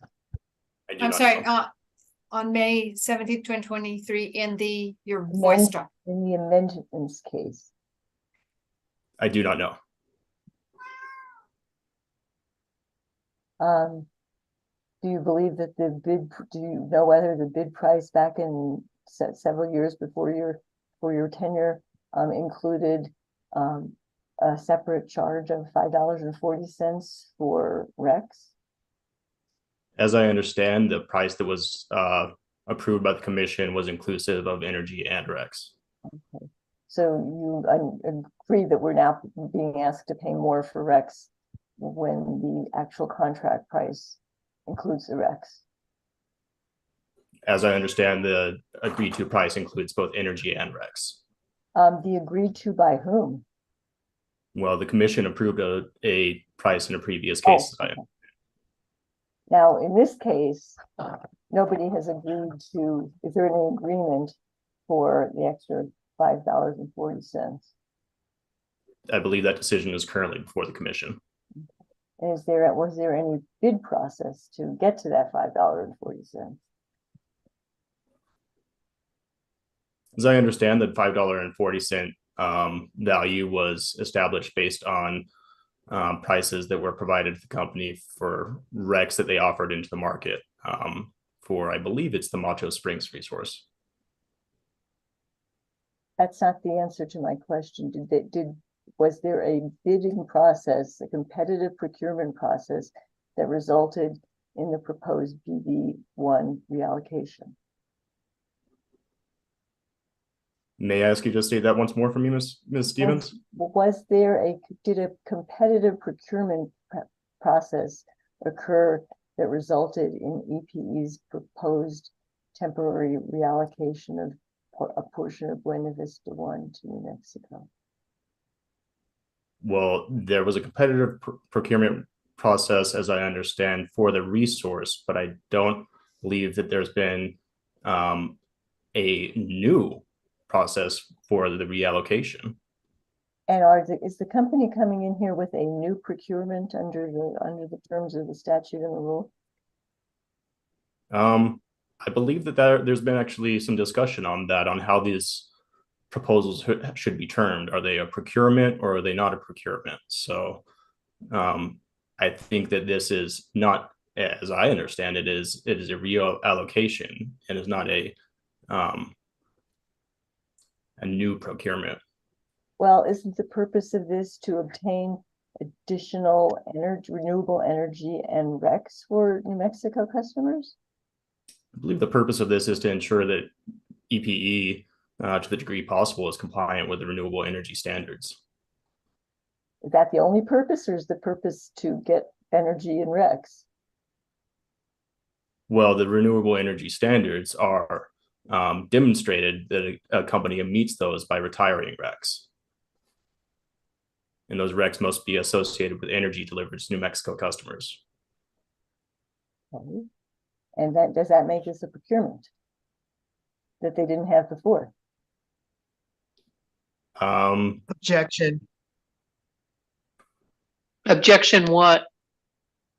It's been asked and answered. Ms. Stevens? I don't think it's been asked. I don't think it's been answered. The answer was not a new procurement, a reallocation. Right then. Is there such a thing as a reallocation that isn't a new procurement, Mr. Dunn, under the terms of the statute? And I'm asking for your legal opinion, just your understanding of how the statute works and why we come in here annually for these cases. I'm sorry, why we come in here for? Annually for these cases? I'm going to have to continue the objection. Overruled. I think he can answer the question if he knows. I found that question just a bit confusing. If I may ask you to state it again, Ms. Stevens, I do apologize. Maybe I'll ask, I'm sorry, I'm tired. I was up all night reading the brief. Ms. Gonzalez, could you help me with that one, please? Can we read it? Sure, I'll try. Thank you.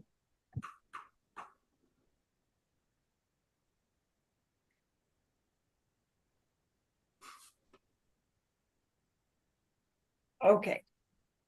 Is there such a thing as a reallocation that isn't a new procurement, Mr. Dunn, under the terms of the statute? And I'm not asking for your conclusion, just your understanding of how the statute works and why we come annually for these cases.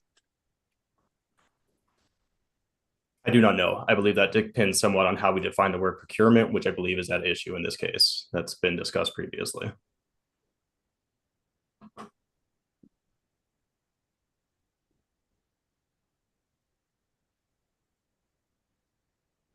All right. I think that's the only questions I have. Thank you. Absolutely. Thank you, Ms. Ms. Stevens. Ms. Souls, any questions for Mr. Dunn? Great, I do have some questions for Mr. Dunn. Go ahead. Hello, Mr. Dunn. Hello, Please Ms. go Zoll. to your testimony at page 7.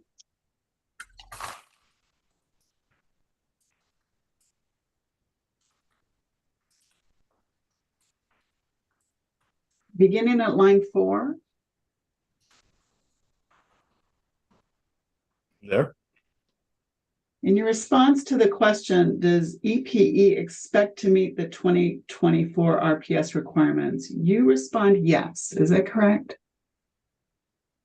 I respond yes with some caveats. EPE has provided a contingency plan that it anticipates relying on to meet the company's 2024 RPS requirements.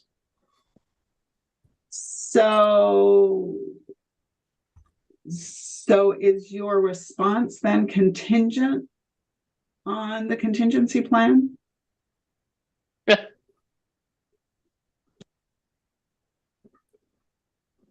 My response is yes, based on the company's proposal through its contingency plan and staff's recommendations for that contingency plan. So you are not providing testimony related to El Paso Electric's baseline plan, is that correct? My testimony does reference the baseline plan, but it similarly to the application filed by the company focuses primarily on the contingency plan.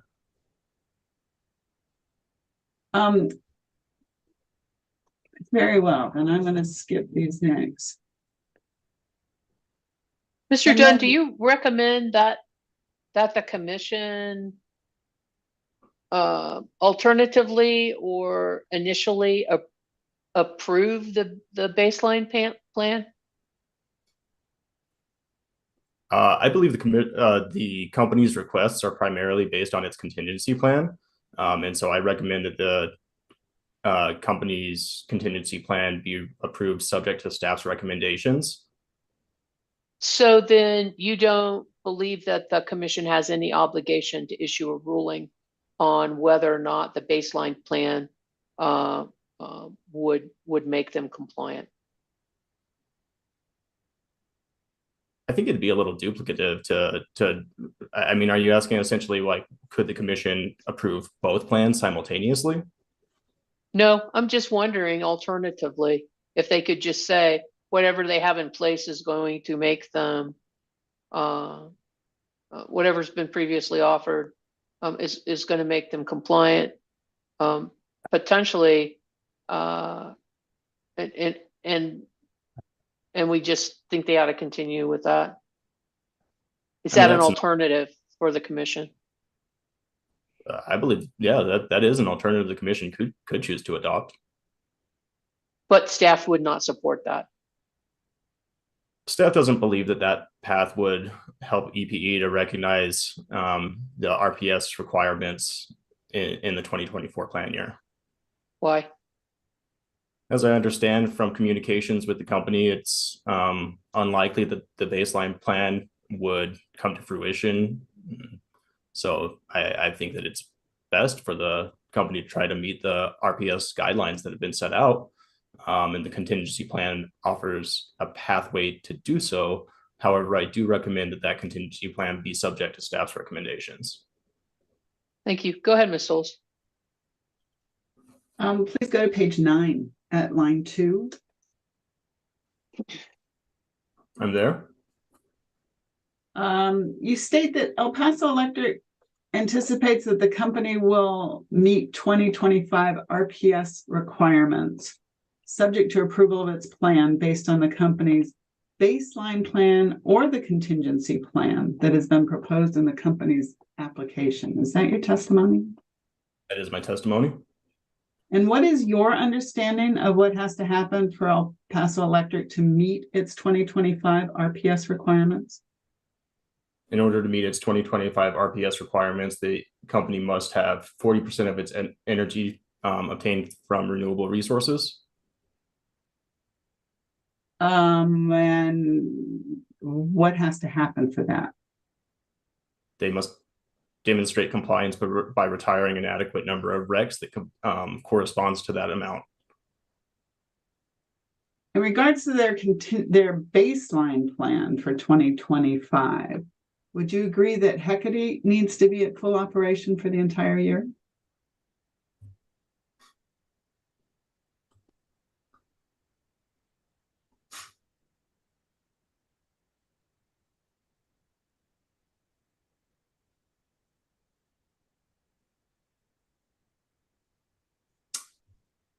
As I understand, on the baseline plan, Hecate would need to produce 204,401 RECs, essentially.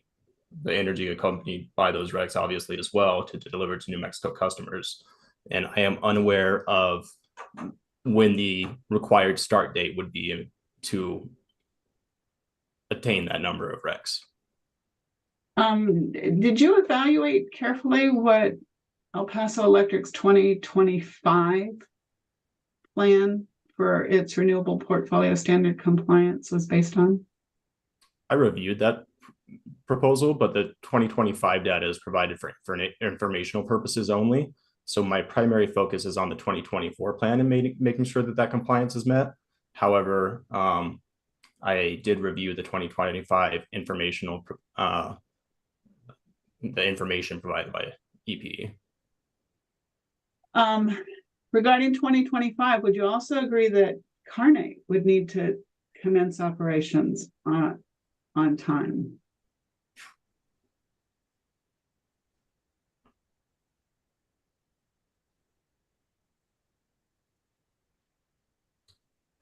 As I understand from EPE's application, on the Carnate project would need to produce 265,562 RECs in the associated energy in order for their baseline plan to meet the requirements.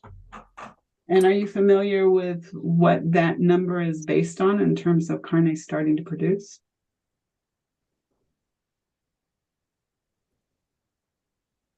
Are you asking me if I'm aware of the necessary start date? Yes.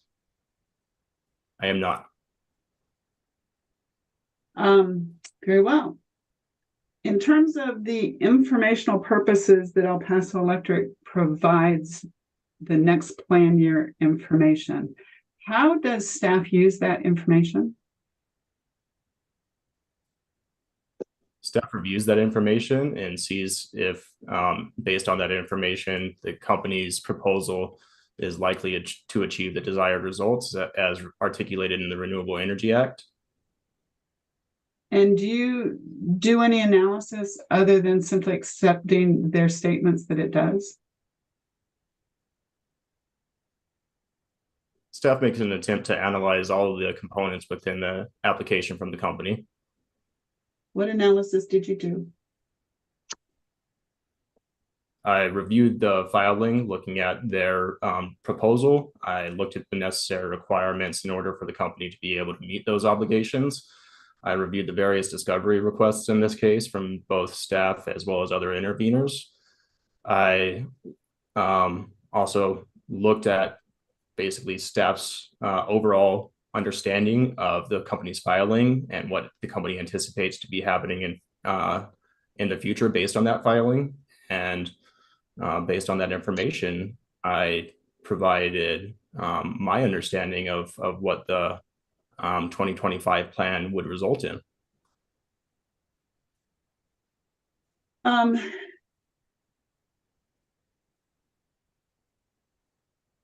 Please go to your table 2 on page 12. I'm there.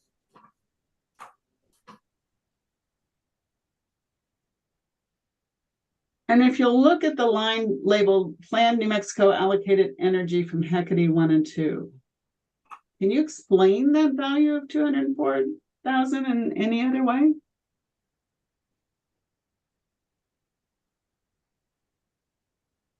The 204,401, as I understand, represents the number the value of REX and associated energy or REX, pardon me.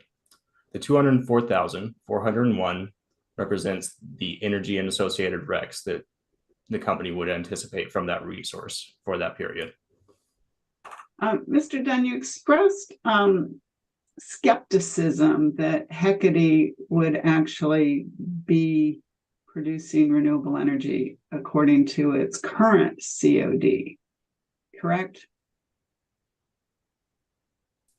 May I ask you to point where in my testimony I expressed that? I thought that's what you just explained to the hearing examiner as to why you felt the contingency plan needed to be addressed.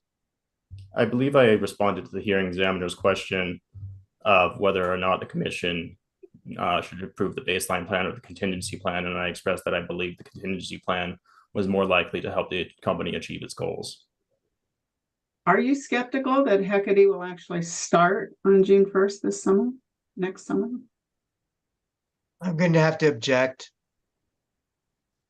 On what basis? Nowhere in his testimony does he provide any information about skepticism.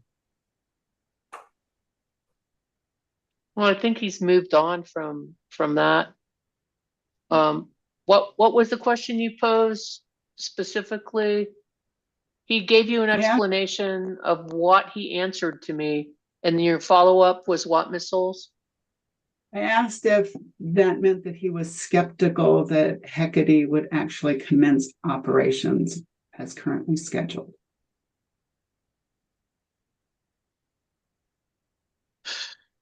I'll overrule it. You can answer if you know, sir. I don't know. I base my recommendations on the information that I have available to me, and it is unclear to staff whether or not that resource will be available on June 6th, as Ms. Souls has indicated. If you were not skeptical, why would you not be recommending approval of the baseline plan? We're not skeptical. Why would I not be? I believe that the company has expressed that the best means for them to be able to reach their RPS requirements is through the contingency plan. And I am in agreement the contingency plan should be approved by the commission subject to the recommendations of staff. Have you been reviewing the monthly status reports regarding the Hecate project? I have reviewed some of those status reports as part of my duties in this case, including those that were included in your testimony. Are there others than those that are included in my testimony? I am not sure if your testimony is inclusive of all reports that have been given. Could you specify which reports you've reviewed?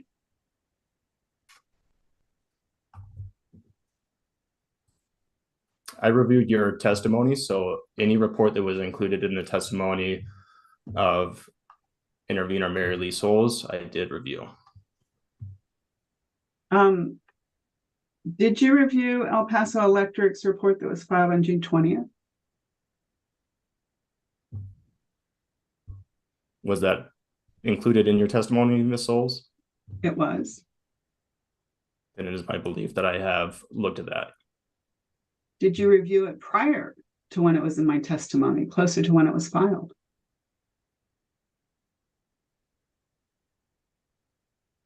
I did not review those filings, that specific filing prior to your testimony. Same question for the report filed July 31st. Did you file it shortly? Did you review it shortly after it was filed on July 31st?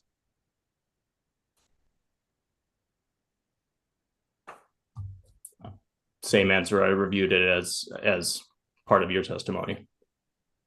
And would that be your answer regarding all 5 of the reports that have been filed? I am not sure whether or not there are any other dates that I would have reviewed these, but I know that I at least reviewed them all when upon your filing, and subsequent to that, if any other compliance reports were identified, I did try to review everything that was filed within those compliance filings. There's a voluminous amount of filings in this case, certainly, as you're well aware, but yeah, staff makes an attempt to review relevant documents. I have the same questions regarding the Carne quarterly status reports. Did you review those when they were filed? I'm unaware of what dates they were filed on, so you would have to specify, and I could go back. My involvement on these particular resources initiated primarily with my involvement on this case. Is there anyone else on staff that would be reviewing these reports? It's possible that other members of staff may have reviewed those reports. Certainly, I cannot account for what my colleagues are doing in all instances at every time. Hearing Was there examiner, anyone- I'm going to need to object to this line of questioning. What's the purpose? Well, I don't know that that's is that a relevance objection, Mr. Black? Yes, it is. Yes, it is. Well, he's already answered the question, so I think you'll have to wait for Posing the next objection now question. because it's just continue. It's as if he's being battered for no particular reason. I don't understand the relevance. Well, I don't think your characterization is accurate, Mr. Black. I don't think Miss Souls is battering the witness. I would like to know from you, Mr. Dunn, whether or not the utility division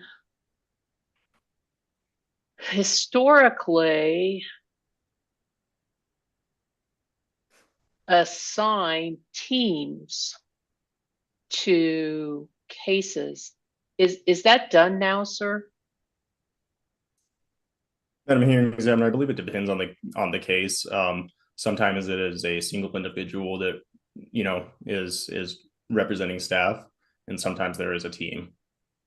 And again, historically, and it's been quite some time since I've made inquiry about this, but historically, certain individuals were assigned to different companies. Is that still the practice or not?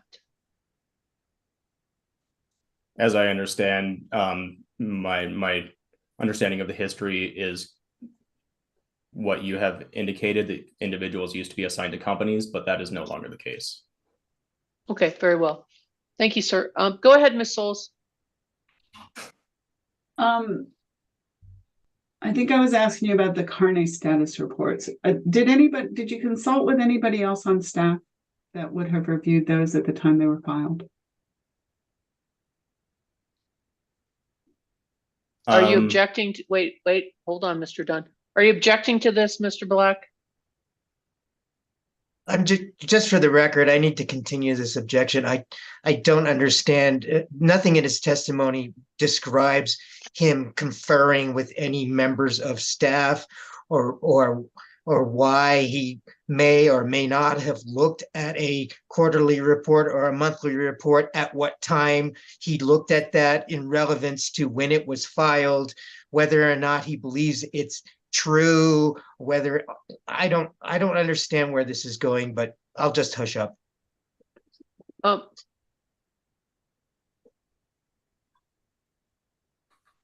Ms. Souls, you want to respond to Mr. Black's concern? Yes. So the company was ordered to provide these status reports to increase transparency and accountability. The reports are provided to the commission. And I'm asking the commission staff representative what it is that they are learning from them, I'd love to ask them how they respond, but it doesn't sound as if Mr. Dunn has been relying on those reports. And I wanted to make sure that before I came to that conclusion, that he had an opportunity to address the question of all 7 of them. Well, perhaps then we can just shortcut and I think you've, you know, ask about the reports. I think you've asked about how he uses them.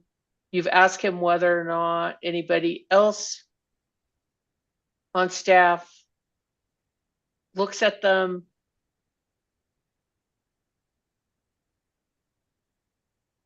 And I believe the answer, he didn't know. And now you're asking him if he conferred with anybody when he had the opportunity to review them. I think that's a legitimate question. I'm going to overrule the objection. Answer the question, sir. Yeah, so staff is, and myself, I confer with my colleagues about these cases and do have discussions about the positions we take. In regards to these particular resources, I believe that staff has had an opportunity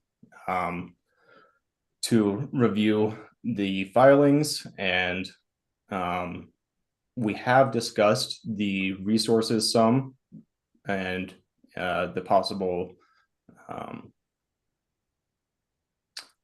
implications of if the resources were to come online or not. With any specificity to a particular report, I couldn't recall whether or not we referred to a specific compliance report filed by the company and had a discussion over that specific report. However, we do generally discuss staff's positions on all these cases. Would you conclude? Please finish. No, you're fine. Go ahead. Would you conclude that the reports are or are not adding additional transparency and accountability?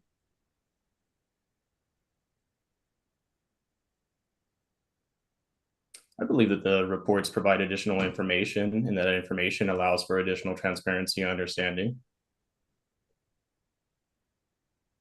Thank you. Would you please go to page 28, related to staff's proposal for a partial reallocation of Buena Vista 1?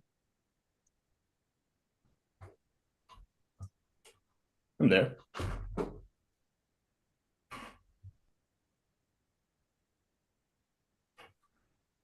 Would staff's proposal regarding BV1, would it add additional renewable energy to El Paso Electric's system? Can you articulate what you mean when you say El Paso Electric system? I understand El Paso Electric to operate its system as a system, regardless of specific electrons going to New Mexico or going to Texas. I mean, their system. As I understand, the resource reallocation would not add additional renewable energy to the total system.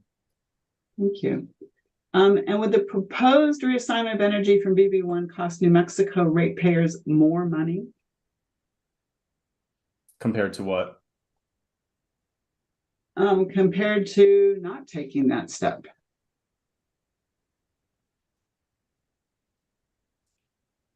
So compared to not reallocating the energy? Correct.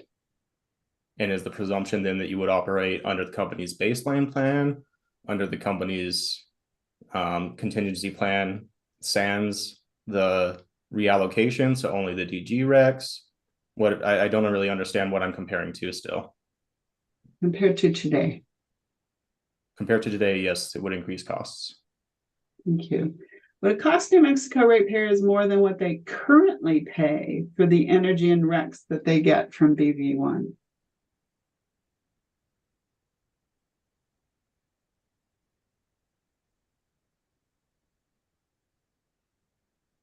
Can you state that again for me, Ms. Souls?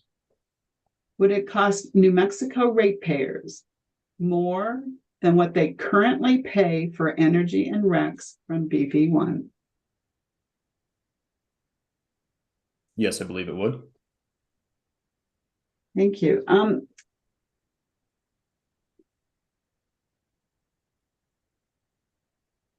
What reason do you see that the proposed reallocation should not be permanent?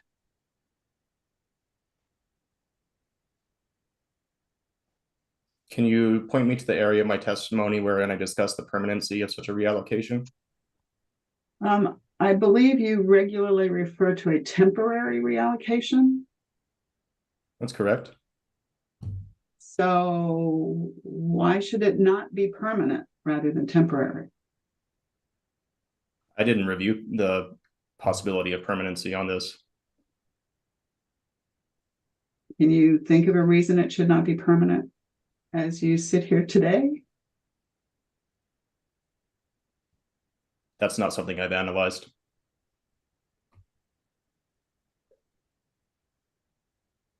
Please go to your exhibits CD3, page 2 of 2.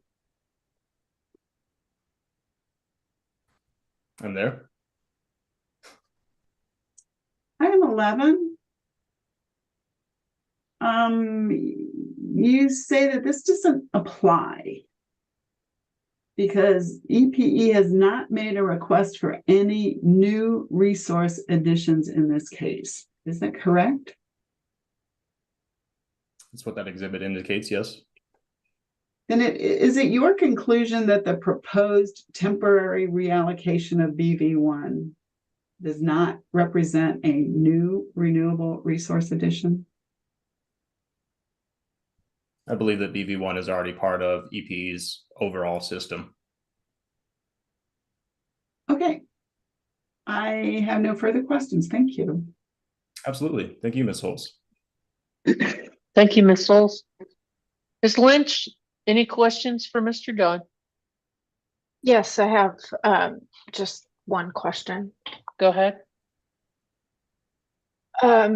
Mr. Dunn, is it your understanding that the commission would either approve the baseline plan or the contingency plan?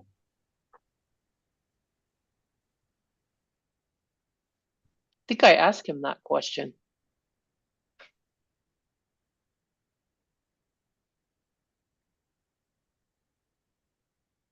Am I to answer the question still, hearing Yes, examiner? go ahead. I believe it is within the commission's power to approve either the baseline plan, the contingency plan, or the commission could direct the company to come back with an alternative.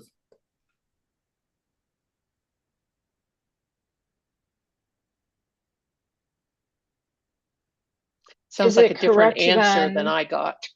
Is it your opinion then that it's either the baseline plan that gets approved, either the contingency plan that gets approved, or the commission could direct the company to come back with an alternative plan? That is my understanding that that's within the commission's power. Okay, so there's three options the commission could take here. Possibly more. I believe that there are at least three options. Okay, could the commission approve the baseline and the contingency plan as one plan?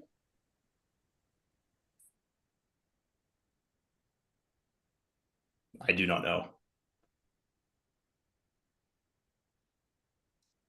Is your understanding then that EPE submitted two plans here?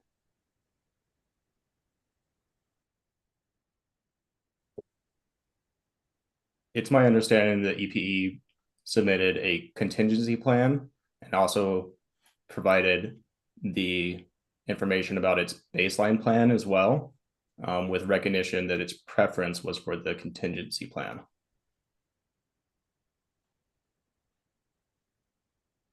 And you primarily evaluated the contingency plan? Correct. The majority of my testimony does review and evaluate the contingency plan. Thank you. That is, those are all the questions that I had. Absolutely. Thank you. Thank you, Ms. Lynch. Let's go off the record for just a second. I have some questions for Mr. Dunn. And I'm just trying to look for timing. Do parties have questions for staff witness Malik? I do not. I do not. Ms. Lynch, I Ms. do not. Burns? I do not. Okay. Is Ms. there any objection? We're gonna take a brief recess. We'll come back and, I'll ask my questions. We'll go back around again, then we'll have Ms. Malik. I have very few questions for her. So, I think hopefully we'll be able to try to finish, around 1 or so. Is that okay with you, Melissa? Absolutely, whatever you need. Okay. Is that all right with the parties that we do it this way and not have a lunch break now? Definitely. Sounds good. Okay. All right. We're going to take a 10-minute recess. I would like staff to send me that exhibit so that I can have an opportunity to look at it in the context of Mr. Dunn's testimony, please. It's been uploaded. Okay. I'm sorry. I thought you told me you were going to email it to me. So very well. I'll email it now. Thank you. I've got 15 after. We'll come back at 25 after. Thank you. Remember, we are YouTubing.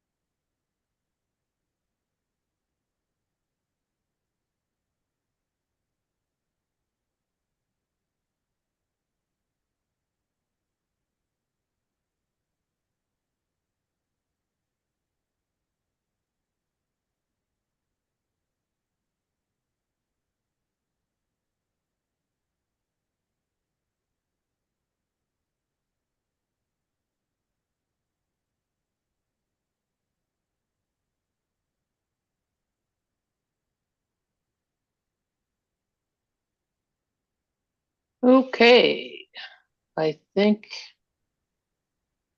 we're about ready to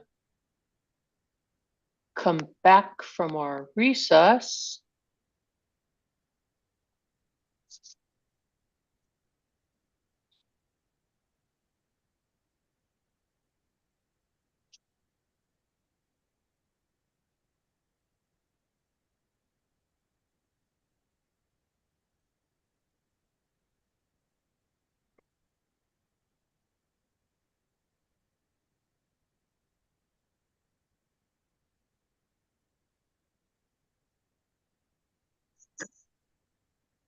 Okay, we are back from our recess. And I do have a few questions for you, Mr. Dunn. Good afternoon. Good afternoon, hearing examiner.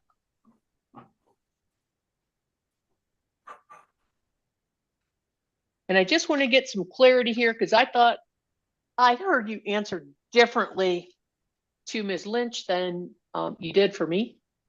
So just want to clear that up. Certainly. And I think I had asked you whether or not the commission had an obligation to make an affirmative ruling on a baseline plan.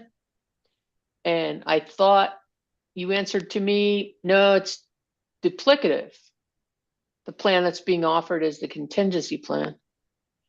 But I thought I heard you answer to Ms. Lynch that El Paso Electric had proposed two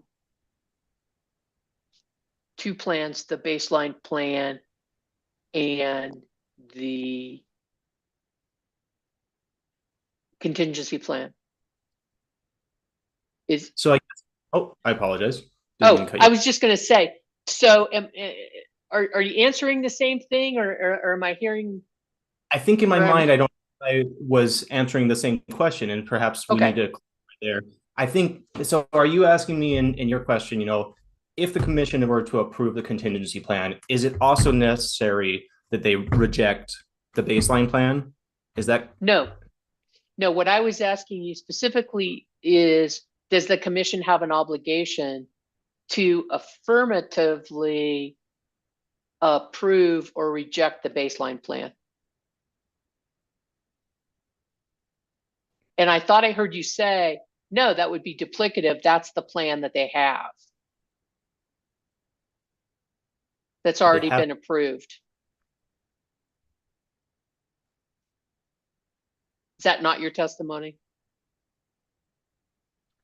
I meant, I thought whenever I said it would be duplicative, I thought it would be duplicative if they were to approve both plans or to approve one and reject it. I guess I'm still kind of unclear. I apologize. I think my position is that it's within the commission's power to approve the contingency plan. And Okay. And that's what I thought I heard you say. And if I misunderstood something posed by either you or Ms. Lynch, I apologize, but yeah, staff believes it's within the power of the commission to approve the contingency plan. I'm Ms. sorry, Hurd- I'm not hearing you. Excuse me, just 1 second.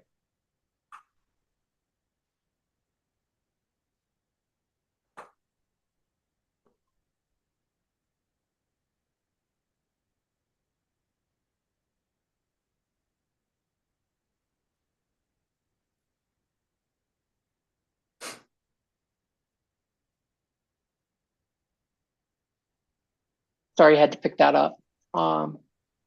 Okay. And again, I'm not trying to split hairs with you or confuse. Just trying to specify and elaborate exactly what it is the staff believes are the commission's options and the commission's obligations to make decisions on in this case. Okay. I understand. Okay. I know, sir, in looking through your testimony, on page 4, you're responding to the question posed at the bottom of page 3 about EPE's filing being compliant. And you had indicated at the beginning of page 4 that the initial filing was deficient, but that it was your belief that their company's response pursuant to the bench request order provided supplemental information that you could then say they were compliant. Is that correct? Yes, Madam Hearing Examiner. I believe that staff found that it was initially deficient of how they calculated the RCT, but that was supplemented in the bench request. Mr. Dunn, did you read the City of Las Cruces witness, Lisa LaRoque's testimony? Yes, I did. And I believe that in that testimony, Ms. LaRoque, on behalf of the City of Las Cruces, claims that that EPE erroneously claims that the procurement cost only need to satisfy the RCT, and the city says that's not right, and that in addition, that the company must also be able to provide evidence that the cost is reasonable in comparison to recent prices for comparable renewable energy sources in order for it to be in the public interest. Do you recall seeing that in the testimony? That does sound familiar. And is it staff's belief that the city's correct? That the company must demonstrate that the costs are reasonable? Yes, in order for there to be a public interest finding. I believe that the RCT requirement is a necessary requirement, but it is not the only requirement. I believe that, yeah, the costs have to be reasonable. And I believe that's also in the commission rule. And I believe that, the demonstration of that occurred in the case wherein these resources were procured through a competitive bidding process.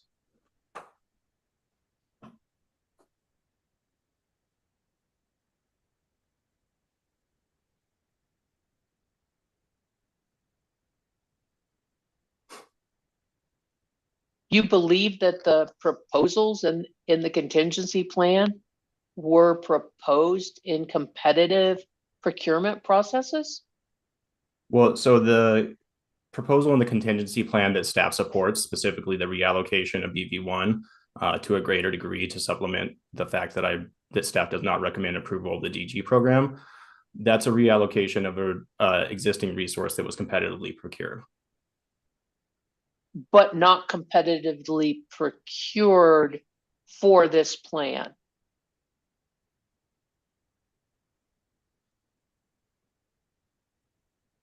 So I guess that, to use terms, I don't know if that's, I don't think it is, but in my ways, it's kind of splitting hairs a little bit. It was competitively procured, and it's been, the plan discusses a reallocation. Was there a new RFP process at the onset of this plan? My understanding is no.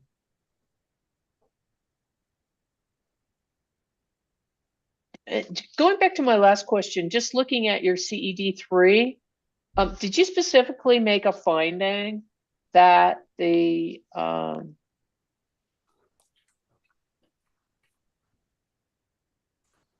procurement costs were reasonable, or that they were in the public interest?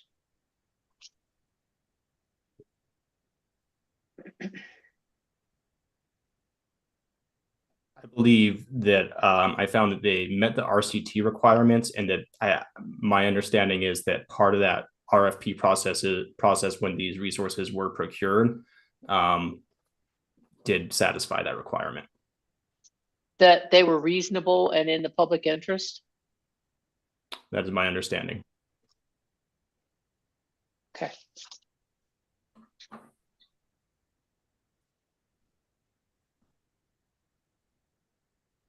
Did you cite any specific statute, rule, or commission case that supports staff's recommendation that that the commission could actually approve the contingency plan part for the reallocation? I don't believe that I cited a specific statute or rule that was necessary to refer to in approval of the contingency plan. I believe that broadly speaking, this is all subject to commission rules and statutes that are relevant, particularly 17.9.572, I believe it is, and the Renewable Energy Act. But I did not make a specific citation in reference to the commission's approval of a contingency plan as a concept, if I'm understanding you correctly.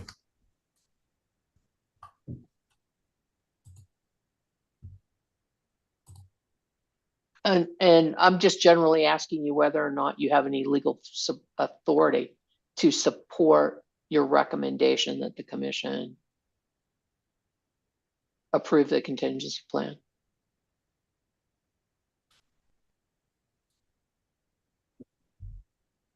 I view it as, permissible under the Renewable Energy Act and the commission's rules. I think that it's consistent with the Renewable Energy Act and the commission's rules.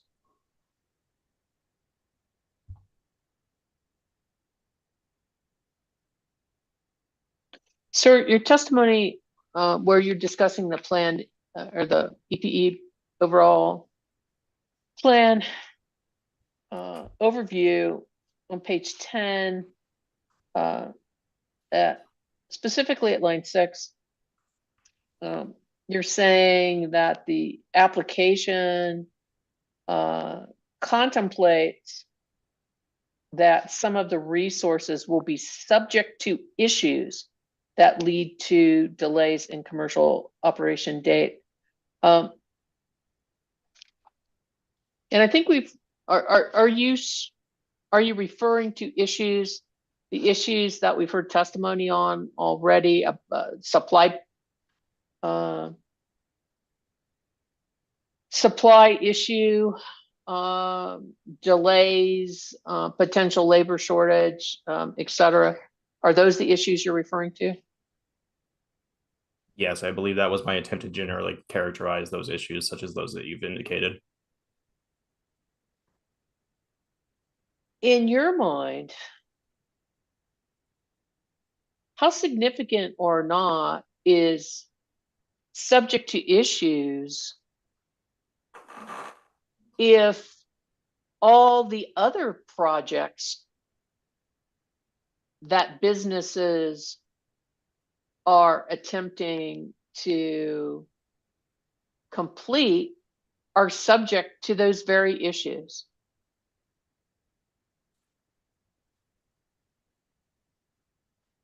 I mean, I believe that it has some significance, but when you say how significant on a scale of 1 to 10, I wouldn't know where to place it. I think that the company is demonstrating its attempts to be able to comply with the requirements of the Renewable Energy Act. And the significance of those issues, where it ranks on that scale, I don't know. I do believe that it's relevant, but I believe that the company's attempt here is to provide a reasonable means for them to be able to meet the requirements of the Renewable Energy Act. I don't agree with all of their proposals, And I've made recommendations as such. But It- it is not altogether insignificant. And I'm not necessarily asking for a ranking, sir. I'm just asking whether or not you have an acknowledgement that all other businesses are potentially subject to these issues that you refer to, aren't they? Potentially, yes. And these issues are not new issues, are they? As I understand, no. Therefore, shouldn't there be some acknowledgement that if this is the way business is being conducted now, and that the planning process should include the acknowledgement that there are going to be these issues, then does that have any impact on the way that you evaluate the plan, knowing that, you know, this is becoming potentially a typical, not an atypical set of issues?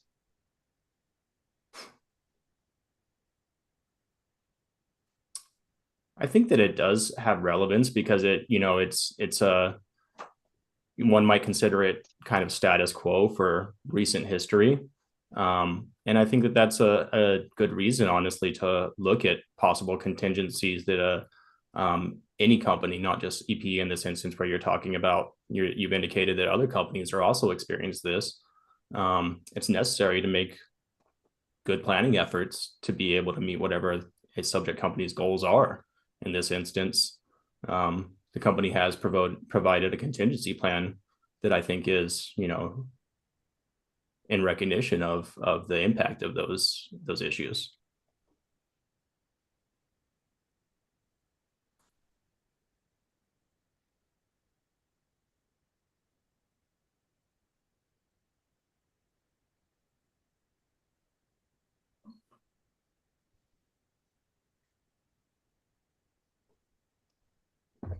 Sir, your table on page 11 of your testimony? Table 1, Yes, sir. I'm there. What font is that? I am unaware off the top of my head, and I apologize, Madam Hearing Examiner, if it is too small, as I have heard you indicate to witnesses in previous cases that it is necessary to have font size that is legible for the reader. So I apologize if that is too small. I would suggest to you, we used to have font size requirements. I honestly have not looked recently. I guess I should. I would suggest to you, sir, that you not go below 10.5, which I believe in the past I've indicated is the footnote size of the hearing examiner's recommended decision. Yes, Madam Hearing Examiner. Again, I do apologize. I do make a great attempt to make sure that I meet all the formatting and otherwise requirements as articulated in rule. And that was an oversight of mine, trying to get that table in there.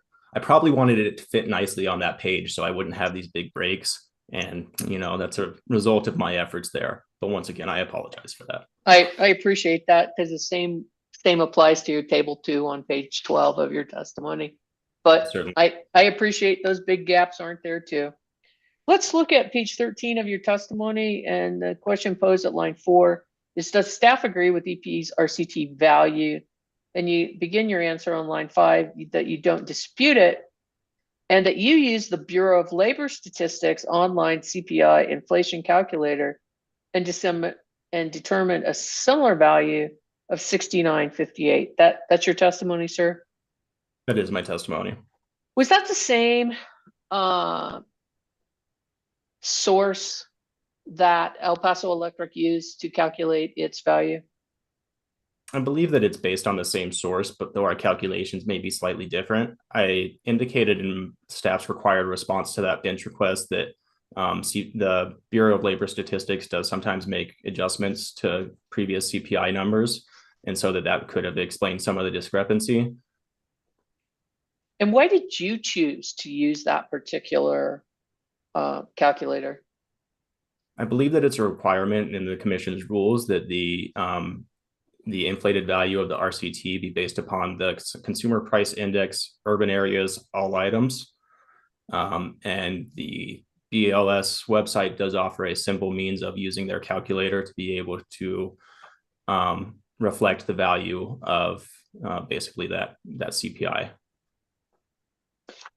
So then it's your understanding that all of the utilities are subject to that are required to make this calculation are subject to using that same standard? I believe it is in the commission's rules that they have to use the BLS CPI urban all items numbers. Yes.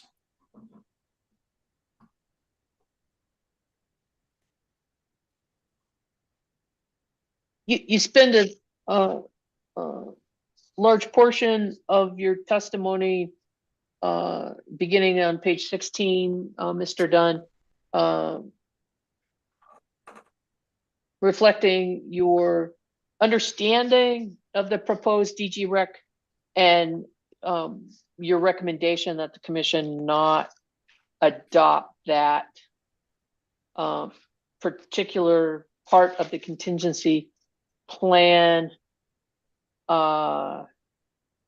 correct? Yes, I also do offer recommendations that should the commission choose to accept that part of the contingency plan for DG Rex, certain suggestions that staff has, though my overall recommendation is to not approve the DG Rec purchase program. Well, if you think it's violative of the rule and violative of the commission order, why do you have a fallback position? Because other parties don't always agree with staff. You know, I try to make my best recommendations based on the analysis and what I believe is correct and in the public interest. However, you know, intelligent minds can disagree about what is appropriate. And so if it is determined that, you know, a different position should be taken, I offer some recommendations about how to accommodate that in a way that staff believes would help to ensure the public interest to the degree possible. Though, again, as you indicated, my broader recommendation is the commission should not approve that program.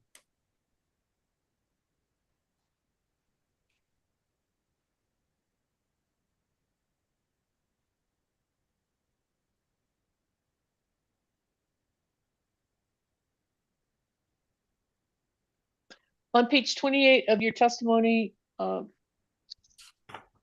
the bottom of the page, you're answering the question posed at line 12. Is staff opposed to EPE reallocating a greater share of BV1 to its New Mexico customers than was articulated in the company's application to meet the RPS requirements? And then on line 15, you say no if the condition conditions go ahead. necessary for EPE to proceed with its contingency plan rather than its baseline plan occurs, that is to say, if the company's planned renewable resources, including Hecate, are not online in time to serve customers and allow the company to meet the RPS requirements for plan year 2024 or 2025, then staff is not opposed to reallocating a greater share of BV1 than was initially proposed in the company's application. And that continues on page 29. That's your testimony, sir? That is my testimony. Is there a triggering event, or do you have a concrete time frame that you believe when you say are not online in time to serve that would trigger some type of determination of need to procure more? No, I didn't have in mind a specific triggering event. Do you have any opinion on what might be an appropriate time? Or do you think the company should determine it, or do you have an opinion on that? So as I understand from the discussion in this hearing, and I hope that I am representing positions correctly, the company has indicated that, you know, they could be ordered to initiate the contingency plan if, for example, resources don't come online in June. However, as I understand, because they still would have to recover the same costs with associated with providing renewable energy in those the RECs, that if they were to do that later in the year, for example, those same costs would be recovered over a shorter period of time. And so that would result in a higher rider rate, would be my understanding. And so I believe, it is my opinion, that it would likely be in the public interest for customers to make that decision earlier rather than later, such that it would, you know, be a consistent rate throughout the year, and it wouldn't negatively impact them with a greater rate, you know, for 6 months versus having a consistent rate throughout the year. But ultimately, I believe you're recovering the same costs, and that if the commission found that it was appropriate to wait for a triggering event, I would find that understandable. Sir, if you go on to the bottom of that page, the question that's 29, the question posed at line 18, has staff conducted an RCT analysis to evaluate the impact of staff's recommendations for reallocating a greater share of BV1? Then your answer on page 30, beginning at line 1, says yes. The evaluation is shown in CED 4, page 4 of 4. The exhibit shows that staff's recommendations would not result in the company's portfolio costs exceeding the RCT limitations. That's your testimony? That is my testimony. El Paso Electric has made the statement that part of the costs regarding this reallocation may include higher costs for providing replacement energy for the reallocation from its Texas customers, hasn't it? Are you essentially talking about the company's indication that they would need to make the Texas customers whole? Yes. Yes, I am aware of that. Well, I'm just wondering how you can say in your testimony that that staff's recommendations for this greater allocation won't show that the costs aren't going to exceed the RC limitation, when you don't even know at this point what those Texas make whole costs might be. How is that? Certainly. So my analysis is based on the price that the company has provided. I believe in their initial application, it was a $29.89 price per megawatt hour. However, I believe that that has since been slightly reduced as a result of those contractual obligations that were discussed, I believe in the neighborhood of 25 cents less. But anyway, I used that price of $29.89 to evaluate the RCT analysis.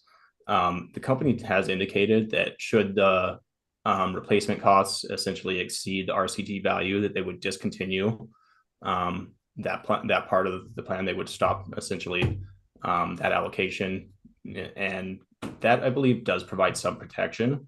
I've also included certain recommendations on that same page that you were noting there, page 30, that basically would suggest to the commission that staff's belief is additional information should be provided to the company detailing any costs associated with making Texas whole, as well as a couple of other requirements that I indicate there. And I'll note that on your testimony, and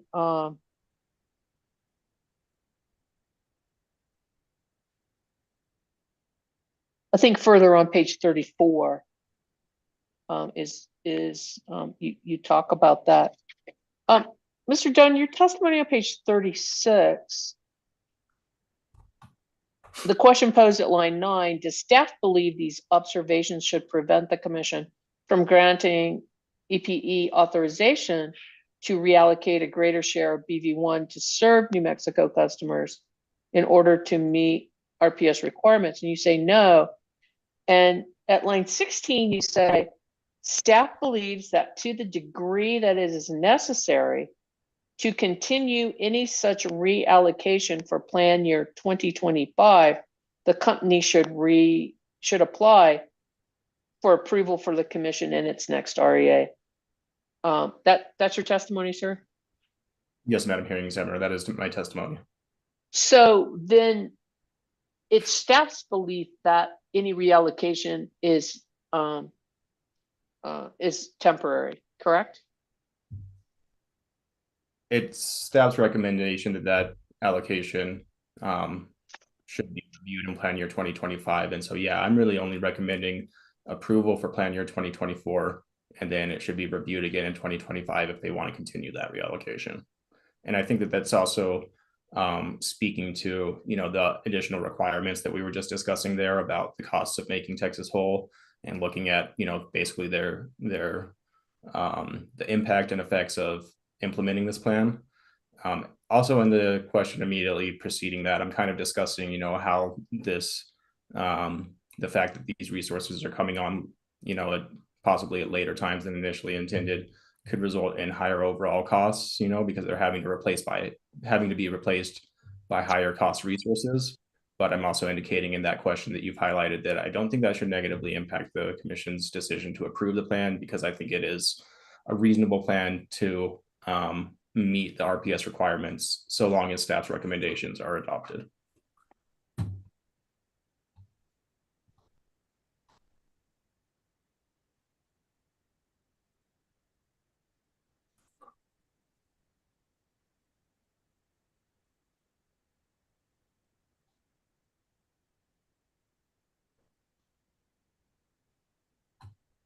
And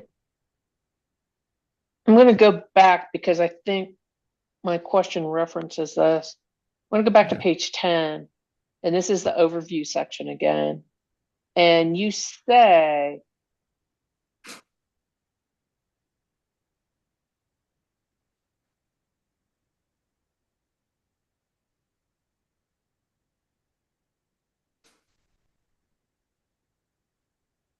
beginning in the middle of the line on 14, the company's filing suggests that the contingency plan is the scenario more likely to occur. This observation is because the majority of the company's filing discusses the contingency plan and its outcomes, but the application does not provide the same level of information on the company's baseline plan. That's your testimony? That's my testimony. But in order to understand the baseline plan, Mr. Dunn, you had to review prior case information, correct? I did. And you did that, correct? Did.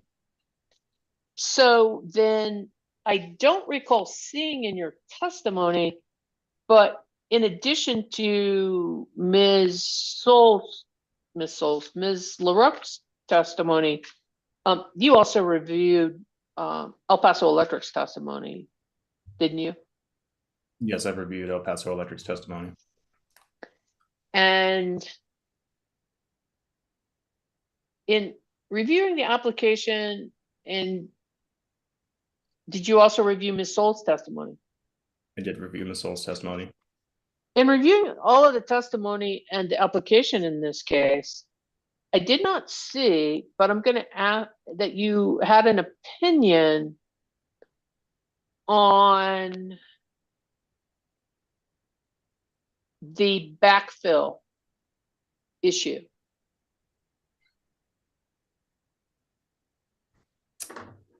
Does staff have a position on the backfill issue?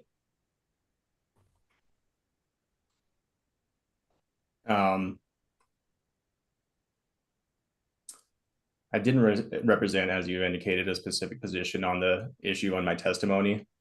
I think that staff would recognize the commission's requirements in previous orders. that do require the company to use any, excess recs to apply to backfill in previous years. That is the commission's order. And staff will certainly, until directed otherwise, will do its best to abide by making recommendations that are consistent with commission orders, rules, and statutes. So staff did not include a position on the backfill issue in this case, correct? Staff did not include that position, no. Any reason why? Primarily because it's been ordered by the commission in a previous case that the company would backfill. And so there was nothing that I saw that was in dispute about that. I didn't take a position because the commission's previous orders had already articulated what the intended application of any excess recs would be. Okay. I think I've got one last question for you.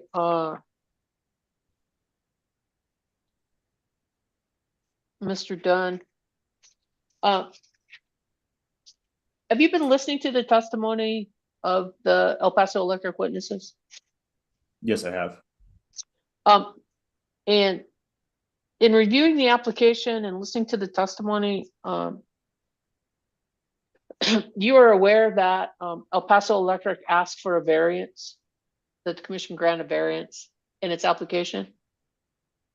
Yes, ma'am, hearing examiner, I am. And did you opine on whether or not that variance should be granted? Very briefly. And where is that in your testimony, sir? I believe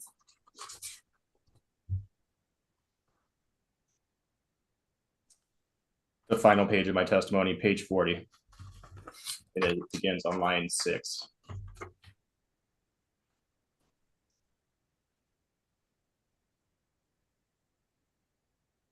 And that's staff's you're answering the question on page 40, posed at lines 2 on page 39. What does staff recommend in regard to El Paso Electric's specific request for authorization in the case? That is correct.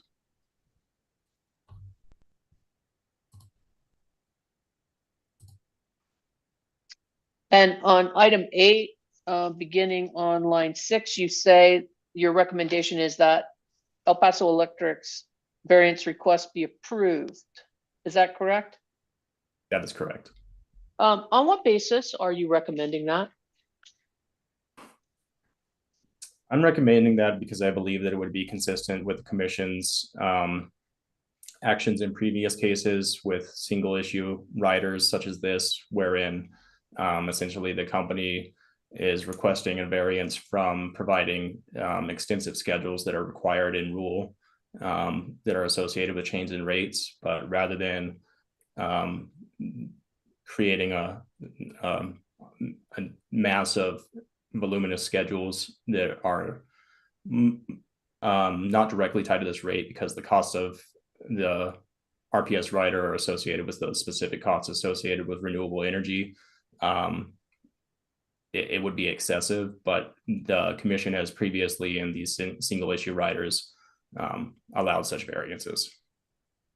And did you analyze that particular request pursuant to 1.2.2.40 variance request section in the commission's procedural rules?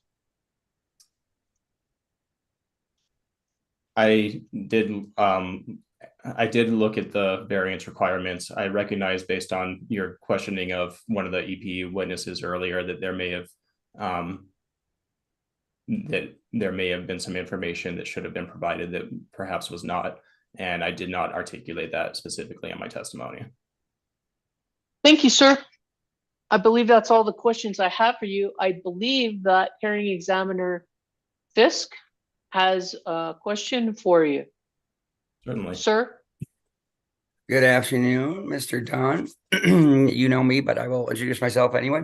I'm Russell Fisk from the Office of General Counsel, the Commission's Office of General Counsel. I'm co-hearing examiner on this matter. I have a clarifying question, just following up on Ms. Lynch's questioning. I'm going to tell you what my understanding is and ask you if this is your understanding. My understanding is that the contingency plan includes the resources in the baseline plan. And then over and above that, in addition, it includes additional resources. Is that your understanding? I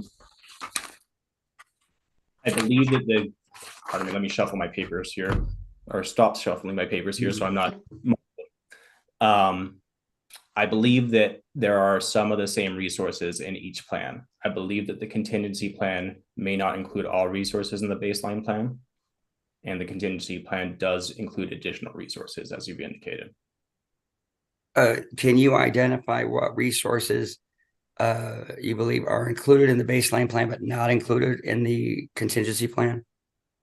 Yes, but let me go to the correct page. As Ms. Hurst indicated, my text is too small, so I have to go to the digital version rather than the printed version. Okay, no problem. No, you mean you can't read it either? I mean, I cannot read my own text on that. I concur with you. Mr. Dunn, you're in the building? No, ma'am, I am not. Oh, I was going to say here. There Mr. you Dunn. go. Give me that one. Yeah, I couldn't. Gotta take that back home. That's my dad's.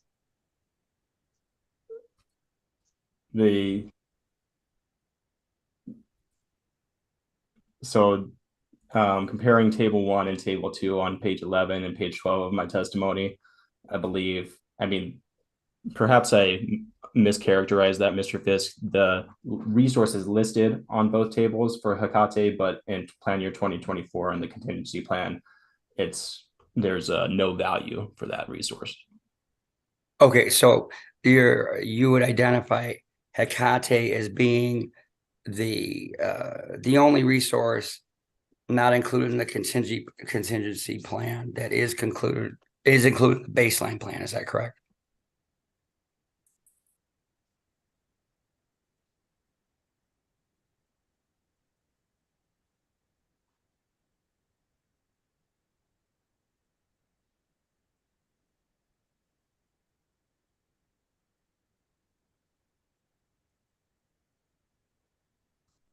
I believe that is correct. That's based on understanding that. I mean, is it your understanding that the reason it's not included is in the contingency plan is because it were, the idea behind the contingency plan is that that the additional resources requested in the contingency plan are contingent upon Hecate not becoming operational on its commercial its COD, its commercial operation date. Is that correct? I apologize, Mr. Fisk. May I ask you to state that question again for me? I'm sorry. Would you say the reason that the Hecate project is not included in the baseline, but not included in the contingency plan, is that the contingency plan is based on the contingency that Hecate does not come online on the COD, the commercial operation date? I believe that is why there is no value I keep calling it Hecate, but I think it might be Hecate. I'm not sure, but yes, Hecate. I believe that sounds right. And I apologize. I believe that's the reason there is no value for Hecate in the contingency plan. Yes. All right. And would you say though that the contingency plan actually includes resources that are not necessarily contingent upon Hecate becoming operational on the COD? In other words, let me rephrase that. Isn't it true that EPE is actually asking that at least one of the resources, the DG Rex, begin on January 1st as a to be accepted as a resource, whether or not and at that point the commission, but no one would know whether the COD had been met. So it's not. Does that make sense as a question? Do you get the question? It's not actually contingent. That the DG plan is not contingent on that. I think that's a fair characterization. And Mr. Dunn, did you listen to Mr. Martinez's testimony? I did. And do you recall him offering to the commission that with regard to the other resource that's in the contingency plan, the reallocation of Buena Vista 1, that EPE would accept that becoming actually being contingent. In other words, that it wouldn't begin, the proposal would be that it would not begin to be reallocated until the COD date came and, was not complied with. Is that your understanding of his testimony? I do recall hearing that, yes. And so if the commission did adopt that in that form, then it would be that resource at least would be a contingent resource, truly. Is that your understanding? As I understand that position as articulated by Mr. Martinez, that is correct. Okay, thank you. I don't have any more questions. Thank you, Mr. Fisk. Mr. Black, can you redirect for your witness? Thank you, hearing examiners Fisk and Hurst. Staff has no redirect questions. Thank you. Ms. Burns, any questions for Mr. Dunn?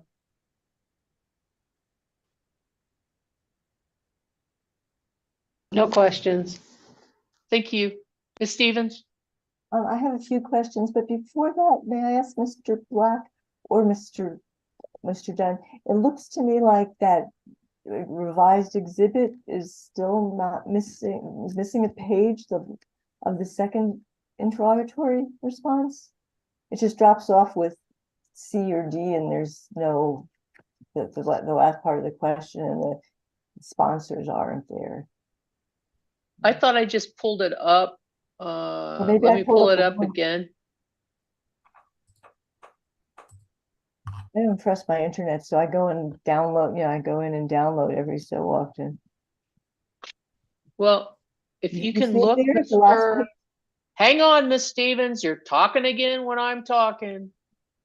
Mr. Black emailed it, so you could try to pull it up from your email. Yeah, I was going to the box. May I attempt to clarify why? Yes, sir. Refer to text page 23 or PDF page 25, footnote 32, CCED 5, where referring to EPE's response to staff discovery request 1-9 paren B. Oh, okay. Not C, not D, Okay. but B. And that's the only reason that page is put on to the last part of this correction. By the way, the correction, I don't think included the affirmation and the certificate. If need be, I can add those. Do you know who actually sponsored it? That would be on the last page. That would be on the what? I'm sorry, I'm not hearing you, Miss Stevens. Oh, do you know who sponsored that? Was sponsored and prepared and sponsored. That's what their last page. I believe Mr. Dunn knows. Yeah. Mr. Dunn, who gave you that information? Who was giving you information about these sorts of things? Because I used your discovery. I appreciate it. Absolutely, I understand. As indicated on that response, it was prepared by Manuel Carrasco and sponsored by George Novella. Okay. So I have a couple of quick questions here. I hope they're quick ones. With regarding hearing examiner Fisk's questions, is it your understanding that the contingency of that the company has sort of opened the door to turn specifically on the June 1st COD, or is that still in play for the commission? Ms. Stevens, I apologize. You're just a bit muffled. If I believe you said, is it contingent upon the June 1st date? Or maybe I can just have you restate that question so I can Now ensure we that start over again. Is it my audio, or is it? sounds better. That does sound better. So is it your understanding from what you've heard at the hearing now and what you just answered, your questions you just answered to Mr. Fisk, that as presented or sort of alternatively, I won't say contingently presented by the company during the hearing, would a contingent Buena Vista 1 reallocation be, as Mr. Fisk said, triggered, specifically by missing the June 1, 2024 COD? And I'm not asking your opinion, I'm just asking what you understand the company's position to be. As I understand your question and the company's position, to my recollection, they have indicated that they would not object to such a determination that it would be contingent on a June date.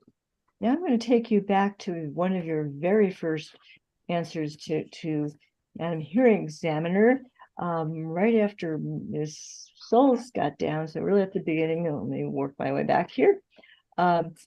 She asked you a question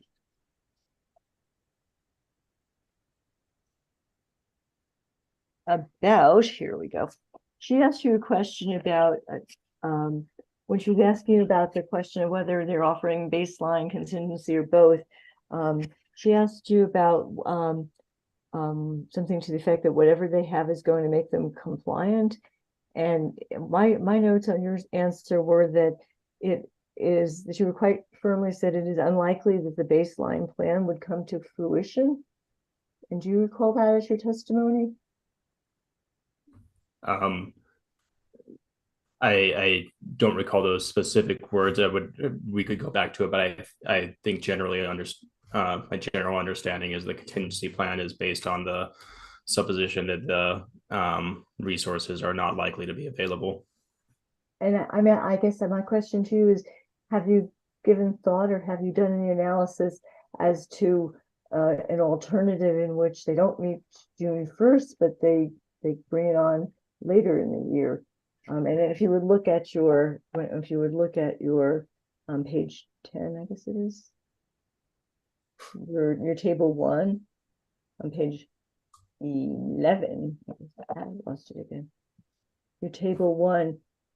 Let him answer one question at a time, Ms. Stevens. Yes, I'm lost on what our question is now. Yeah, I didn't think I had asked the question either. So let's go back. So let's look at table 1. And the question is, looking at that table 1, do you see some room there for the contingent triggering event, being later than June 1st, the COD, in light of that, yearly deficiency margin, positive margin of 79,000 megawatt hours?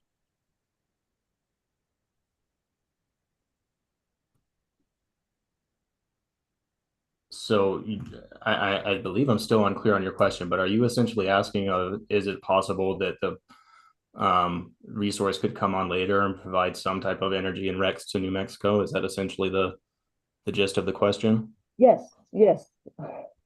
I mean, when you testified that it was unlikely the baseline plan would come to fruition, I'm just trying to know whether you thought about the baseline plan, that on your table 1, that 234 megawatts being not going entirely to zero, but being coming on sometime during the course of 2024. Was that any part of your analysis?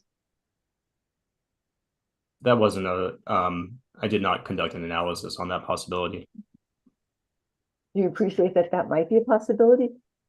Certainly. And I have one other little question here. Just a second here.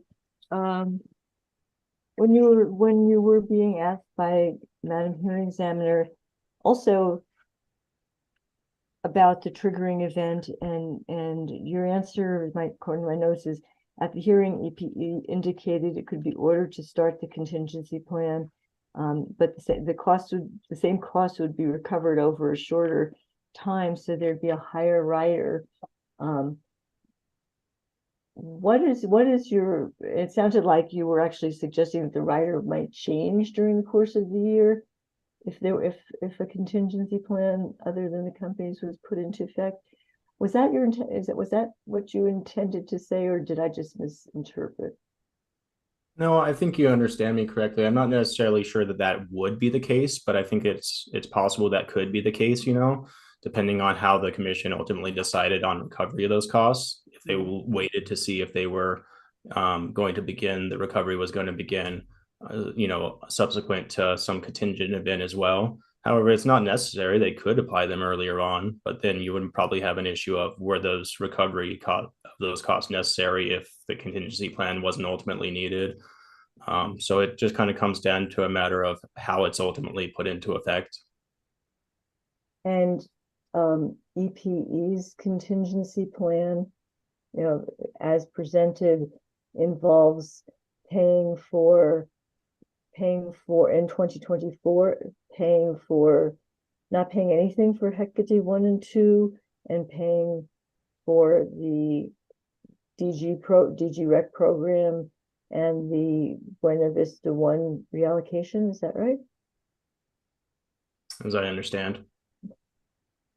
All right, that's all I have. My questions. Thank you very much, Mr. Dunn. I'm sure you're hoping and praying that nobody else has any questions. Have a good Hey, afternoon. that's what we're here for, is to clarify our positions. I appreciate everyone's participation and questions, so I Yeah. certainly don't. I appreciate it. Thank you. Absolutely. Thank you, Ms. Stevens. Ms. Lynch, any questions based on my questions or hearing examiner Fisk? Yes. Go ahead. Okay. Mr. Dunn, can you confirm that staff has conducted an adequate analysis on the baseline plan proposed by EP here? It is my belief that staff's analysis is adequate, yes. All of the costs in the baseline plan have been analyzed?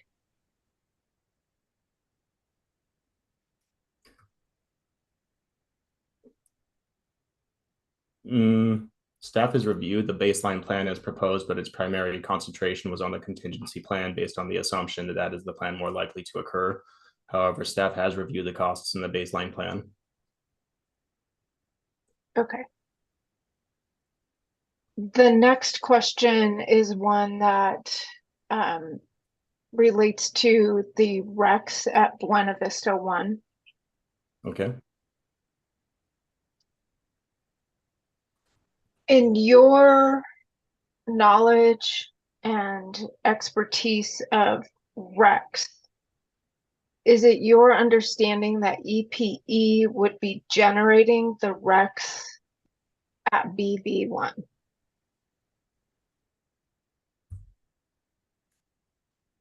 As I understand, renewable resources that provide renewable energy also provide associated RECs. So if BV1 is providing renewable energy, it would have a RECs associated with that energy.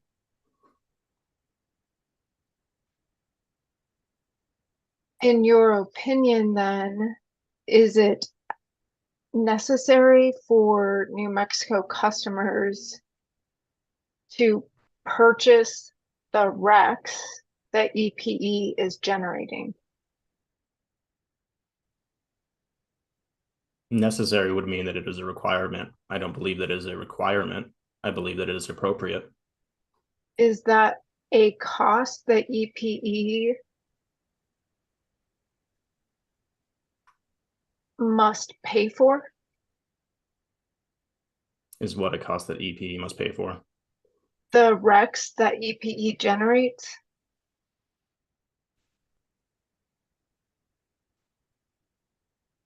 As I understand, customers ultimately are the ratepayers ultimately pay for the value of the energy being provided. Right, I'm and they pay for the energy, and EPE is generating the energy that creates the RECs, correct? correct. Does it cost EPE anything to create those RECs that relate back to or are created by the renewable energy EPE makes? There's an associated megawatt per hour cost that I believe is inclusive of energy and RECs. However, the RECs that EPE obtains from resources in New Mexico do provide value to the company insofar as they're able to resell them in an alternative market. So when EPE resells RECs to other entities, EPE may benefit from the cost of those RECs. Correct. And in the absence of that benefit, the company would not have the opportunity to gain that monetary value that is associated with those RECs that otherwise are attributed to the jurisdictional energy allocated to Texas.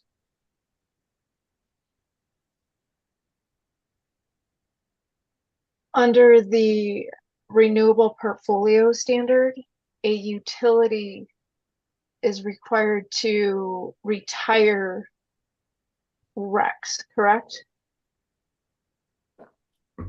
As I understand, RECs are the way of demonstrating compliance with the, RECs are the way, the retirement of RECs are the way that the company demonstrates compliance with the RPS standards.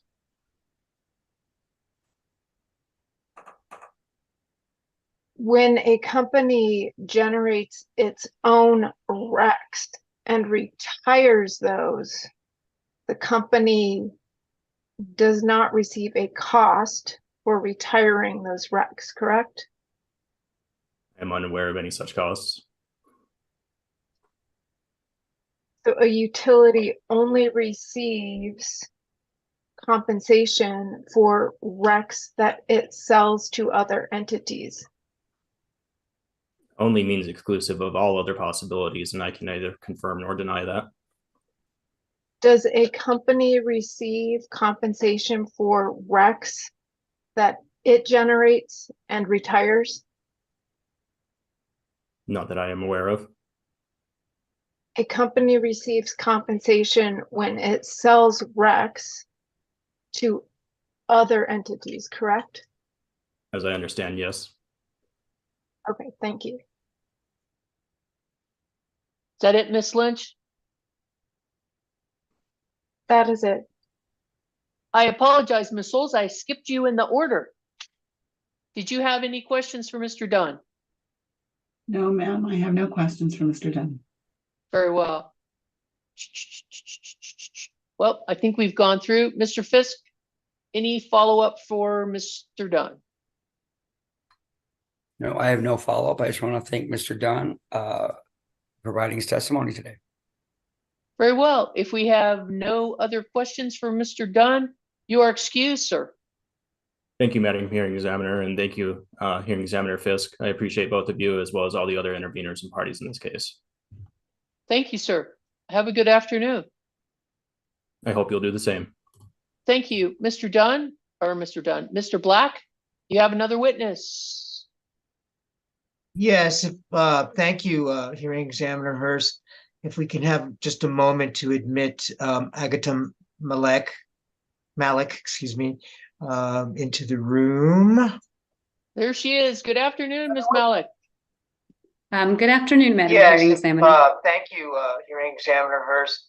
Well, turn off your YouTube. YouTube, please. Malik, excuse me, into the room. There we go. Thank you. Go ahead. Melissa, would you please swear the witness? Raise your right hand, please. Do you solemnly swear the testimony you're about to give will be the truth, the whole truth, and nothing but the truth, so help you God? I do. Thank you. Go ahead, Mr. Black. Thank you, hearing examiner. Good afternoon, Agatha. How are you? I'm very well, thank you. How about yourself? Fine, thanks. For the record, please state your name and your position with the Public Regulation Commission. My name is Agatha Malik. I'm a public utility economist in the utility division of the New Mexico Public Regulation Commission. Thank you. Do you have in front of you a document that has been marked as corrected staff exhibit 2? Yes, What is that document? that is my prepared direct written testimony filed on October 13th, 2023. Was that testimony drafted by you or under your supervision? Yes, Do you have any corrections to that testimony? Or did you make any corrections that resulted in this corrected testimony? yes, there is a correction on page 6, line 17, to the current RPS rate. Previously, it read 0.008355. The correction is 0.008335. Okay, I believe the corrected version also has these words, this word stet on top of the figure 0.4. What would, I believe we had a first corrected and this is the second corrected. The first corrected made a change to that number, but that change was inaccurate and should go back to what originally was, is what That is stet means. Okay, all right. All right. Based on those changes, is your testimony true and accurate to the best of your knowledge and belief? Yes, If I ask you the same questions posed today, would your answers be the same under oath? yes, they would. Let's see here. I believe that's it. Madam Hearing Examiner, Mr. Hearing Examiner, I move that what is marked as staff's second corrected exhibit 2 be admitted into the record.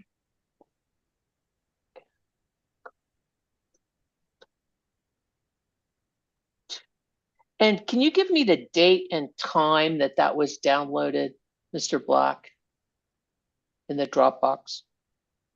Yes, let me go to that link.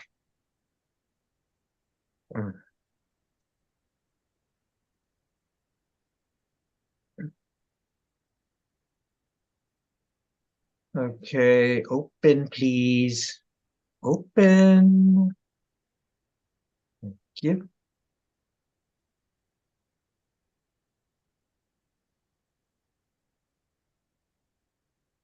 All right. Staff. Let's see, Dropbox says. It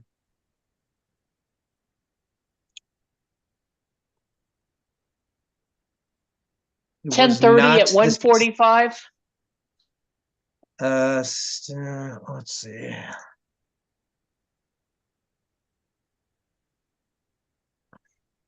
Well, I'm on the Dropbox and it doesn't say what time or anything like that, but what I'm seeing is that it was 2 days ago. Okay.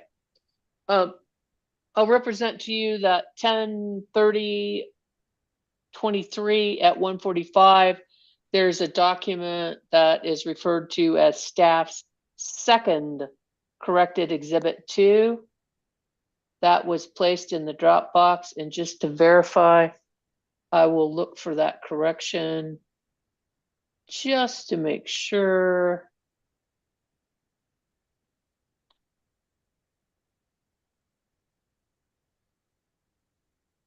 And it has stet on line 16 over the 0.04, and on line 17, it just has the correction that Ms. Malik made. So I will then pose Does anybody have an objection to what's been identified as staff second corrected Exhibit 2? Ms. Malik's pre-filed direct testimony as corrected and verified by her here today. Hearing no objection, staff exhibit, second exhibit, staff second corrected Exhibit 2 is admitted. Mr. Black. Madam Hearing Examiner, I thank you. We recognize the admonition that this should have been taken care of according to the time in the procedural order, and I apologize for not being able to do that properly. With that change, with that observation, or thanks, I present Agatha Malik to the parties for cross-examination. Very well. Thank you, Mr. Black. Ms. Burns, any questions for Ms. Malik? EP has no questions. Thank you. Thank you. Ms. Stevens, any questions? No questions. Thank you. Very well. Ms. Souls, any questions for Ms. Malik? I have no questions for Ms. Malik. Ms. Lynch? No, I have no questions. Ms. Malik, it's not even Friday afternoon. So usually the last witness on a Friday afternoon gets no questions. But here we are, and it's only Thursday. I do have a few questions for you, but not that many. And I think part of it is because your assignment in this case was basically to review El Paso Electric's rider costs and to make sure that the calculations in the rider were correct. Is that right? Yes, that's correct. And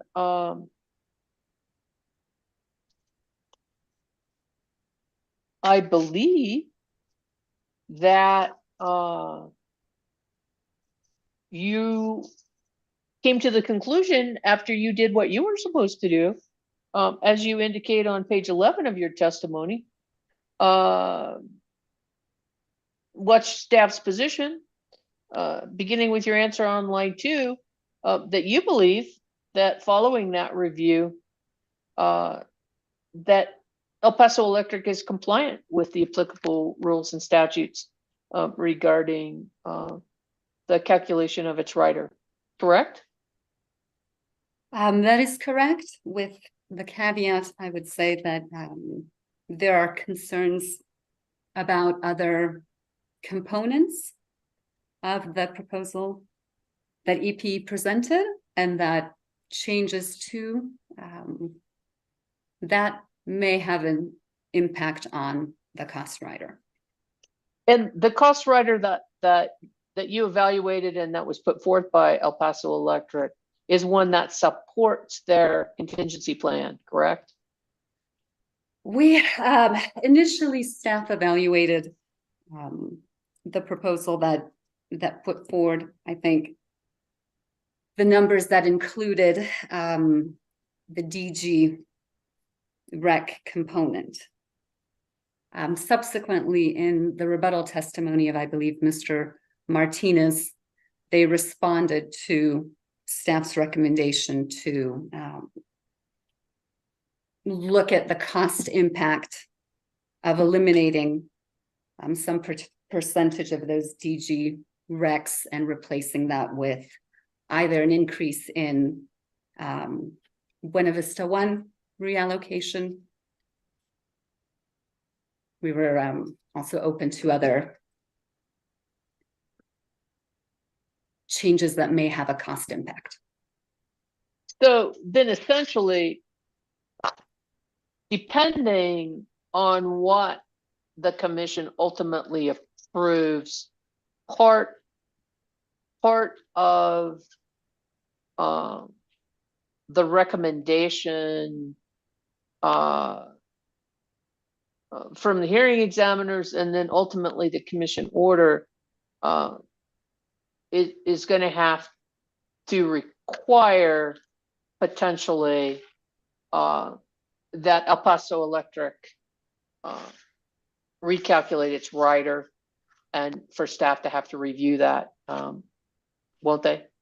Yes, yes, and I believe earlier in the hearing, there was a bench request made for EPE to provide the bill impact of changing that BB1 reallocation.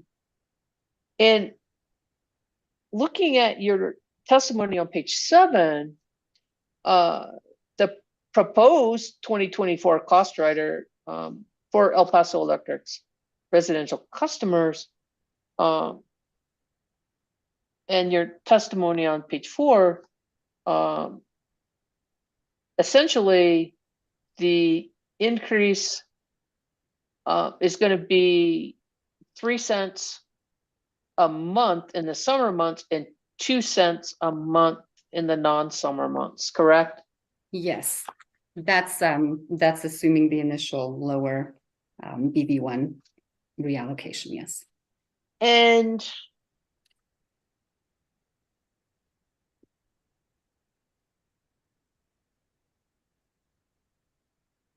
then you say what the percentage of that increase is as being a 0.38 and a 0.40.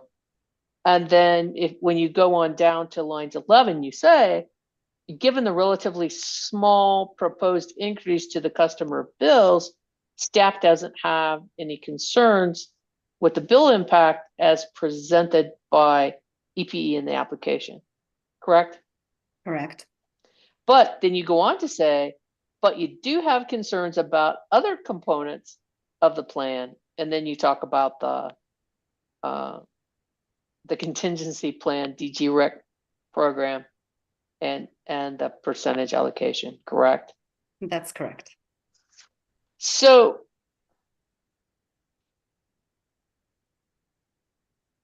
then at the bottom of that is where you talk about potentially with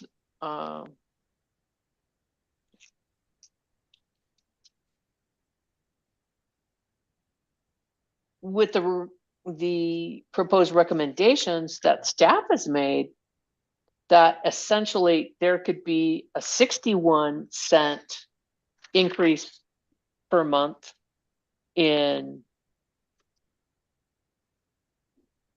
summer months and a 38% in non-summer, 38 cent in non-summer months on a monthly basis increase, correct? That's correct. Although that's just an estimation. That's not what the company hasn't presented us with a right. a bill impact. Well, even if it, I mean, do you have any concerns if you're going from 3 cents a month to 61 cents a month and 2 cents to 38? That, I mean, obviously that's a greater increase, correct? It is a greater increase, but compared to what was approved in the prior year, it's actually closer to what the commission had previously approved. So in terms of impact on residential customers, they would not see a dramatic or, in my view, unreasonable increase to their bill. So do you know how many months are the summer months?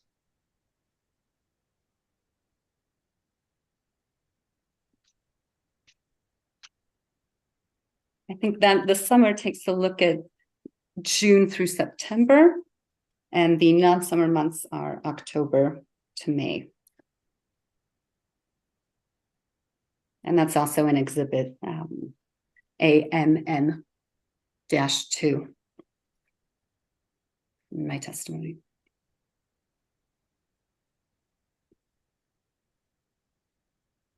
So did you calculate how much that would be on a yearly basis? I did not.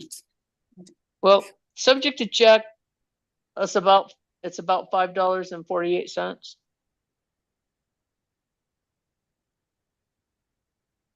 $0.61 times 4 and then 38 cents times 8. Is Mhm. that how I would calculate that? I'm so sorry. Would you mind repeating that for me? Sure. Based on your proposed increase of the change being 61 cents in summer months, and you told me that there are 4 summer months. Mhm. So that'd be 4 times 61 and then 8 months times the non-summer months, right? Approximately that. Yes, that sounds Okay. approximately right. So, and then if you looked at, I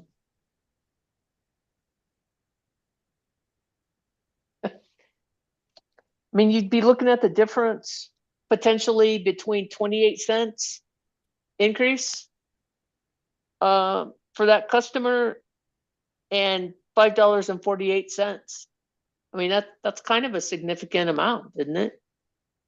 Well, I think a lot of that reflects the, I guess, cost difference between reallocating energy from a greater percentage of energy from BV1.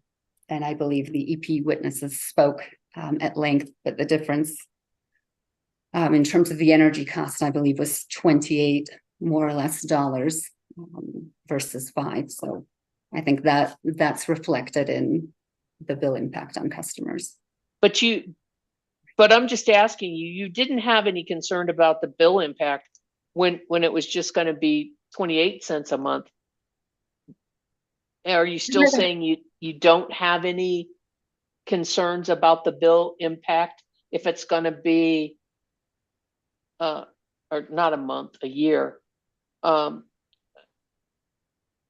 you still don't have those concerns if it's going to be significantly higher, potentially $5.48 a year? Given other considerations or other options presented, that does seem to be the most cost-effective way for EPE to be able to meet the requirements under the REA, and the increase from where I'm sitting does seem reasonable compared to, let's say, EPE trying to procure that. I think, again, one of the EPE witnesses earlier in this hearing spoke to, I think, having put out a bid and having received one viable bid that offered a cost that was 4 times higher. Okay. Do you think, I mean, do you also factor in that in making your determination that and whether or not you have any concerns that the increased cost is just what the ratepayer is obligated to pay for the utilities compliance with the REA? I mean, I think that's part of how the RPS rider is structured. Okay. Is to recover that cost. Well, and the fact that it's not optional. I mean, correct? Correct. Okay.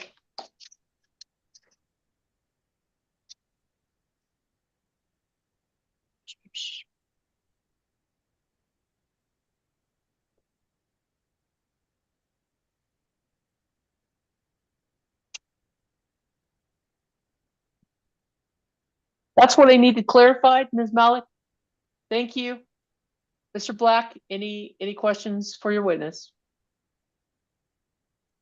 No redirect, no recross. Thank you. Okay. Ms. Stevens? Any questions for Ms. Malik? I'm sorry, Ms. Burns. No questions, thank you. Okay, now Ms. Stevens. No questions, thank you. Thank you, Ms. Souls. No questions. Thank you. Thank you, Ms. Lynch. No questions.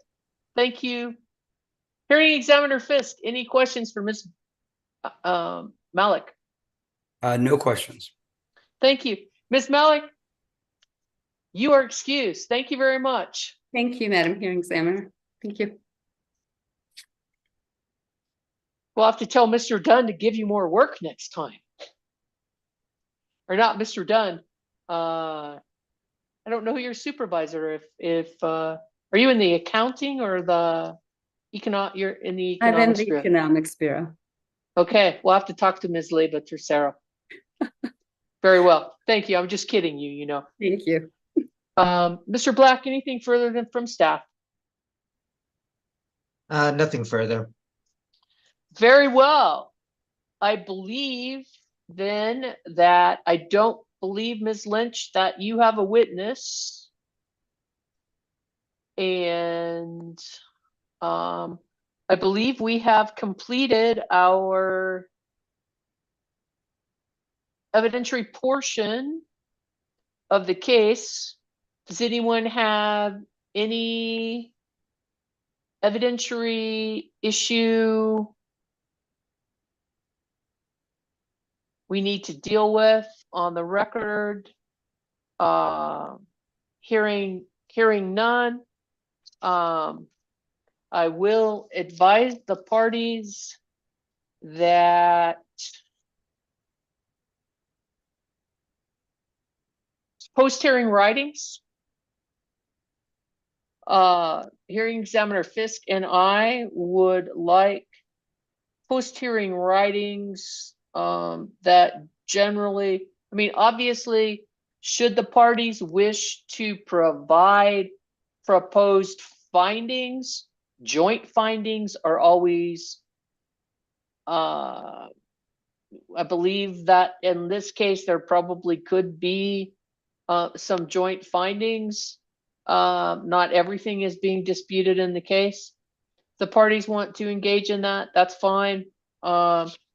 Understanding we have a limited amount of time. I believe, as I indicated at the beginning of this hearing, there is an expedited transcript. And however, as the parties are aware, my understanding is that the commission has to issue a decision in this case before the end of the year. Okay. So in addition to any proposed joint findings you might want to file, we would like to have the parties opine on under what legal authority, statute and rules, or precedent can El Paso Electric reassign a portion of its system energy from BV1 for delivery to New Mexico customers, and to retire the associated RECs in order to receive the 20% 2024 RPS requirements. And of course, it would be good if you found some type of authority relating to the rules we've been talking about for the past 3 days. Commission Rule 572 and 6216, the statute. Number 2, what's the legal authority that would allow the commission to approve the other part of the contingency EPE proposed plan, that being direct retirement? And again, what legal authority would support the commission authorizing or not authorizing that? And is it consistent with Rule 572 as adopted in February of 2023 in case number 20-00158 UT, and the final order that was recently issued in case number 22-00093-UT.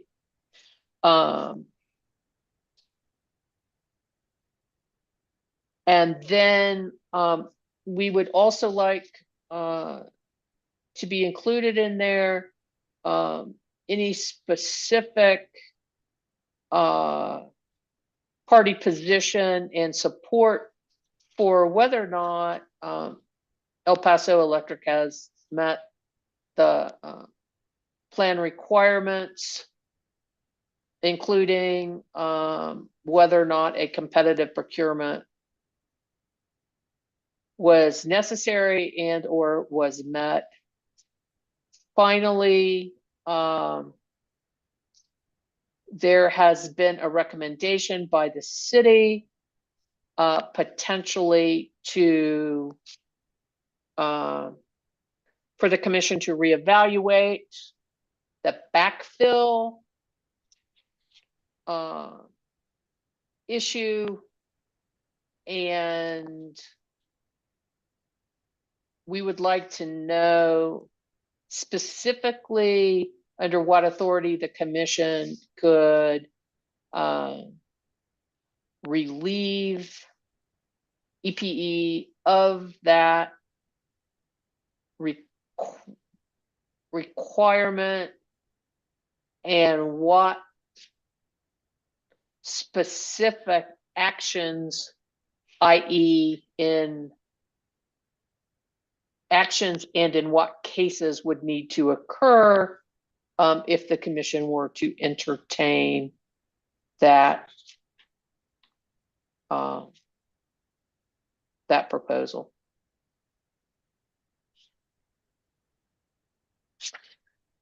Hearing Examiner Fisk, did I address the items that you believe that you need, or do you have further ones? I would just provide a clarification, maybe an elaboration on the backfill issue. I think what you described as one of the issues, which is that EPE,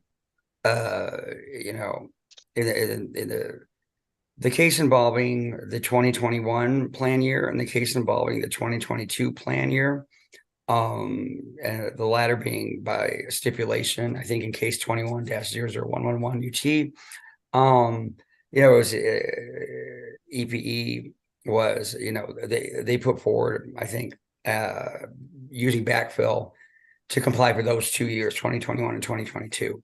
And the stipulation for 2022, that was, I think, agreed to by everybody with regard to that plan year. And now it seems EPE may be interested in not using those for backfill. So that would be providing them the opportunity to use those for compliance going forward, and probably ask for some kind of forgiveness, or just, the past is the past with regard to the backfill. That's my understanding of that issue. Then the other issue is that the commission said that going forward, which would include the plan year, under consideration in this matter, to the extent that any use of backfill is proposed, and not only this year, but plan year 2023 is not was dealt with in.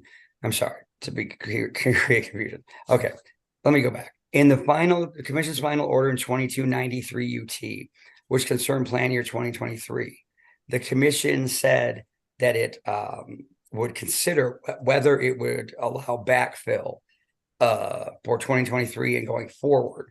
Now, I did point out at that open meeting that the commission was supposed to make a decision on 2023 plan year compliance within that matter itself. But I think because it's a backfill issue, the commission may consider here, the use of backfill, because that's something, and it could be 2023 going forward, or 2024 going forward. But that's something the commission said in the 2293 UT order. They would consider whether any further backfill would be allowed. Now, I don't know if EPE, so clarification would be helpful here about whether EPE ever wants to use backfill again, and whether EPE has changed its position with regard to 2021 and 2022, and doesn't want, and is asking to be absolved from the requirement that it asked for to use backfill for those 2 years. Okay, so I think they're kind of two separate issues, and I hope I didn't just confuse everybody with that discussion. If anyone has any questions, please ask now, because I was a little confused. Mr. Hearing Examiner, this is Anastasia. This is not really a question about what you're asking us to brief, but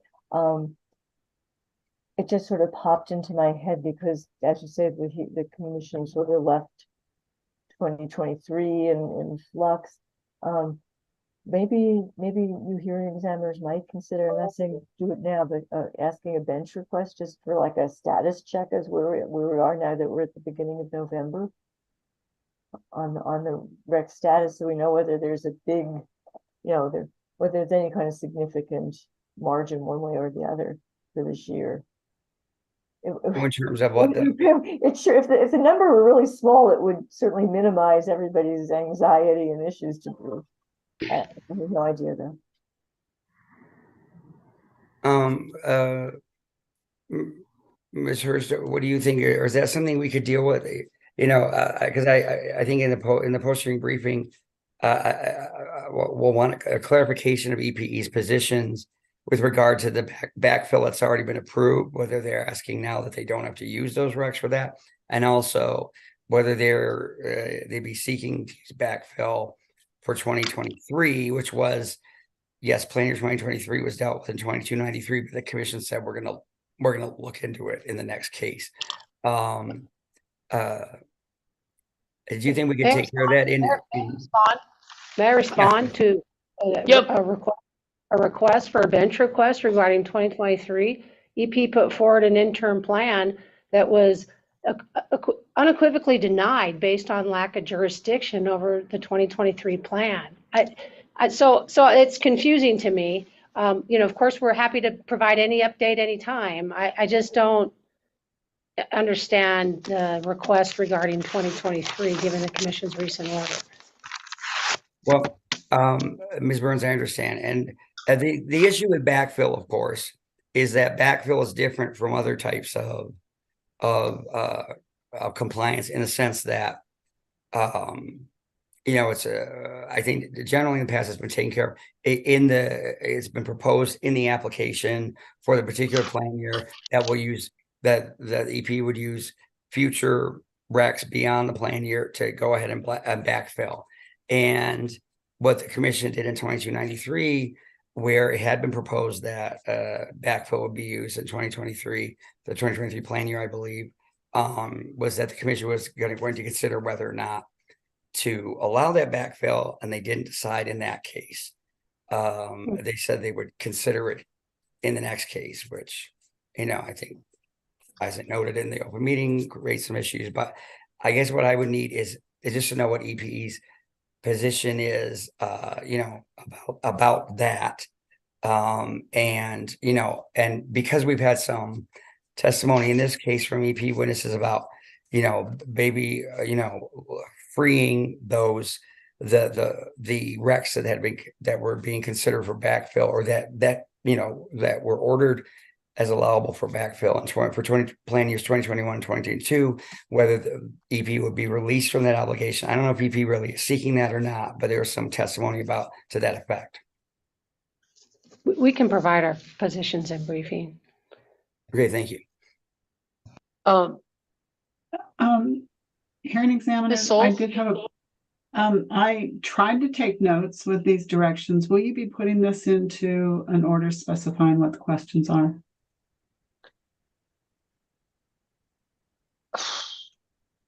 Can you just look at the transcript that'll be out in early next week? You plan on working on it before then, Ms. Souls? Actually, I do. I have already started working on it, but yes, I can rely on the transcript if I believe the transcript. Okay. Yeah, I'm sorry. I can provide a clarification right now of what I had. So one issue with regard to use of backfill is whether EPE is asking the commission now, in this case, to relieve it of using recs for backfill for plan years 2021 and 2022. That's something that was already approved in previous cases, but there was some discussion by EP witnesses, and I believe other witnesses, that that those recs might be used going forward, and essentially the 2021 2022 non-compliance would just be sort of forgiven or left in the past. So there's that issue. And then also with regard to 2023 plan year, which is at issue in this case, I'm sorry, was at issue in 2020, and I'm sorry, docket number 2293 UT, the commission actually didn't decide there whether backfill would be allowable for that plan year, which was at issue in that case. But they said they would be looking at the issue of the use of backfill in this case. So,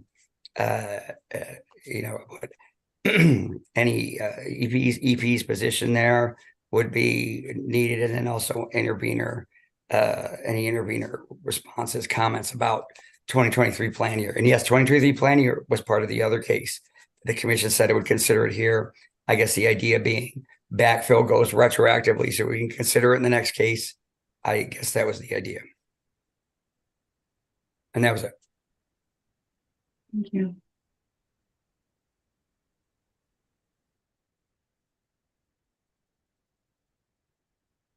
Okay. Anything further on that? I guess I just need to give you the dates. The any post-hearing writings need to be filed on or before the 17th at noon. Any responses by the 22nd at noon. I'm going to confer with hearing examiner Fisk. Once we can get an idea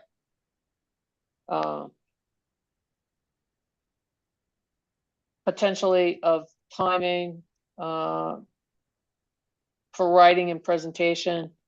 But you can, as I indicated at the pre-hearing on Friday, you can anticipate that we're going to shorten exceptions, and I explained why with the 3-day for mailing and et cetera. And potentially, and this could change, but potentially, I think that, we're probably going to be looking at a 5 to 7 day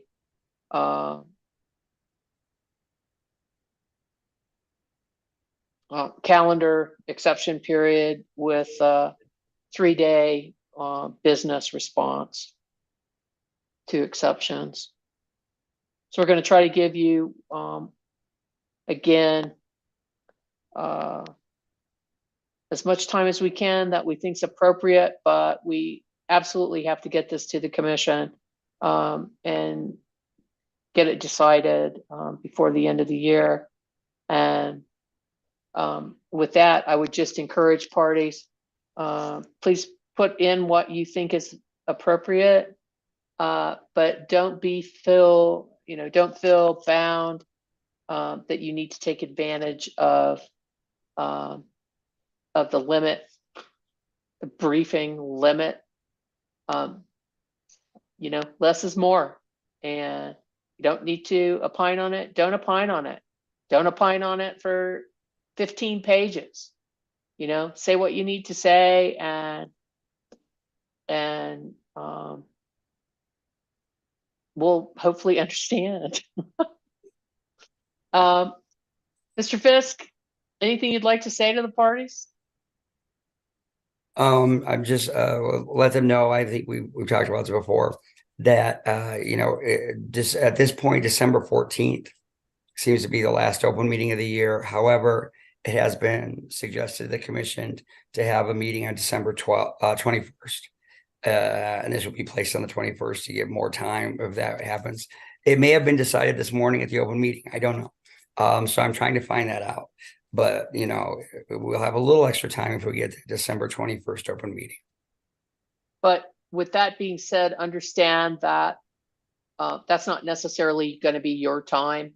That's going to be the commission's time to consider this issue, to consider the recommended decision that's put out and any exceptions, because I think it's pretty obvious that there are going to be exceptions to whatever the recommended decision is, because some of the positions are so diverse.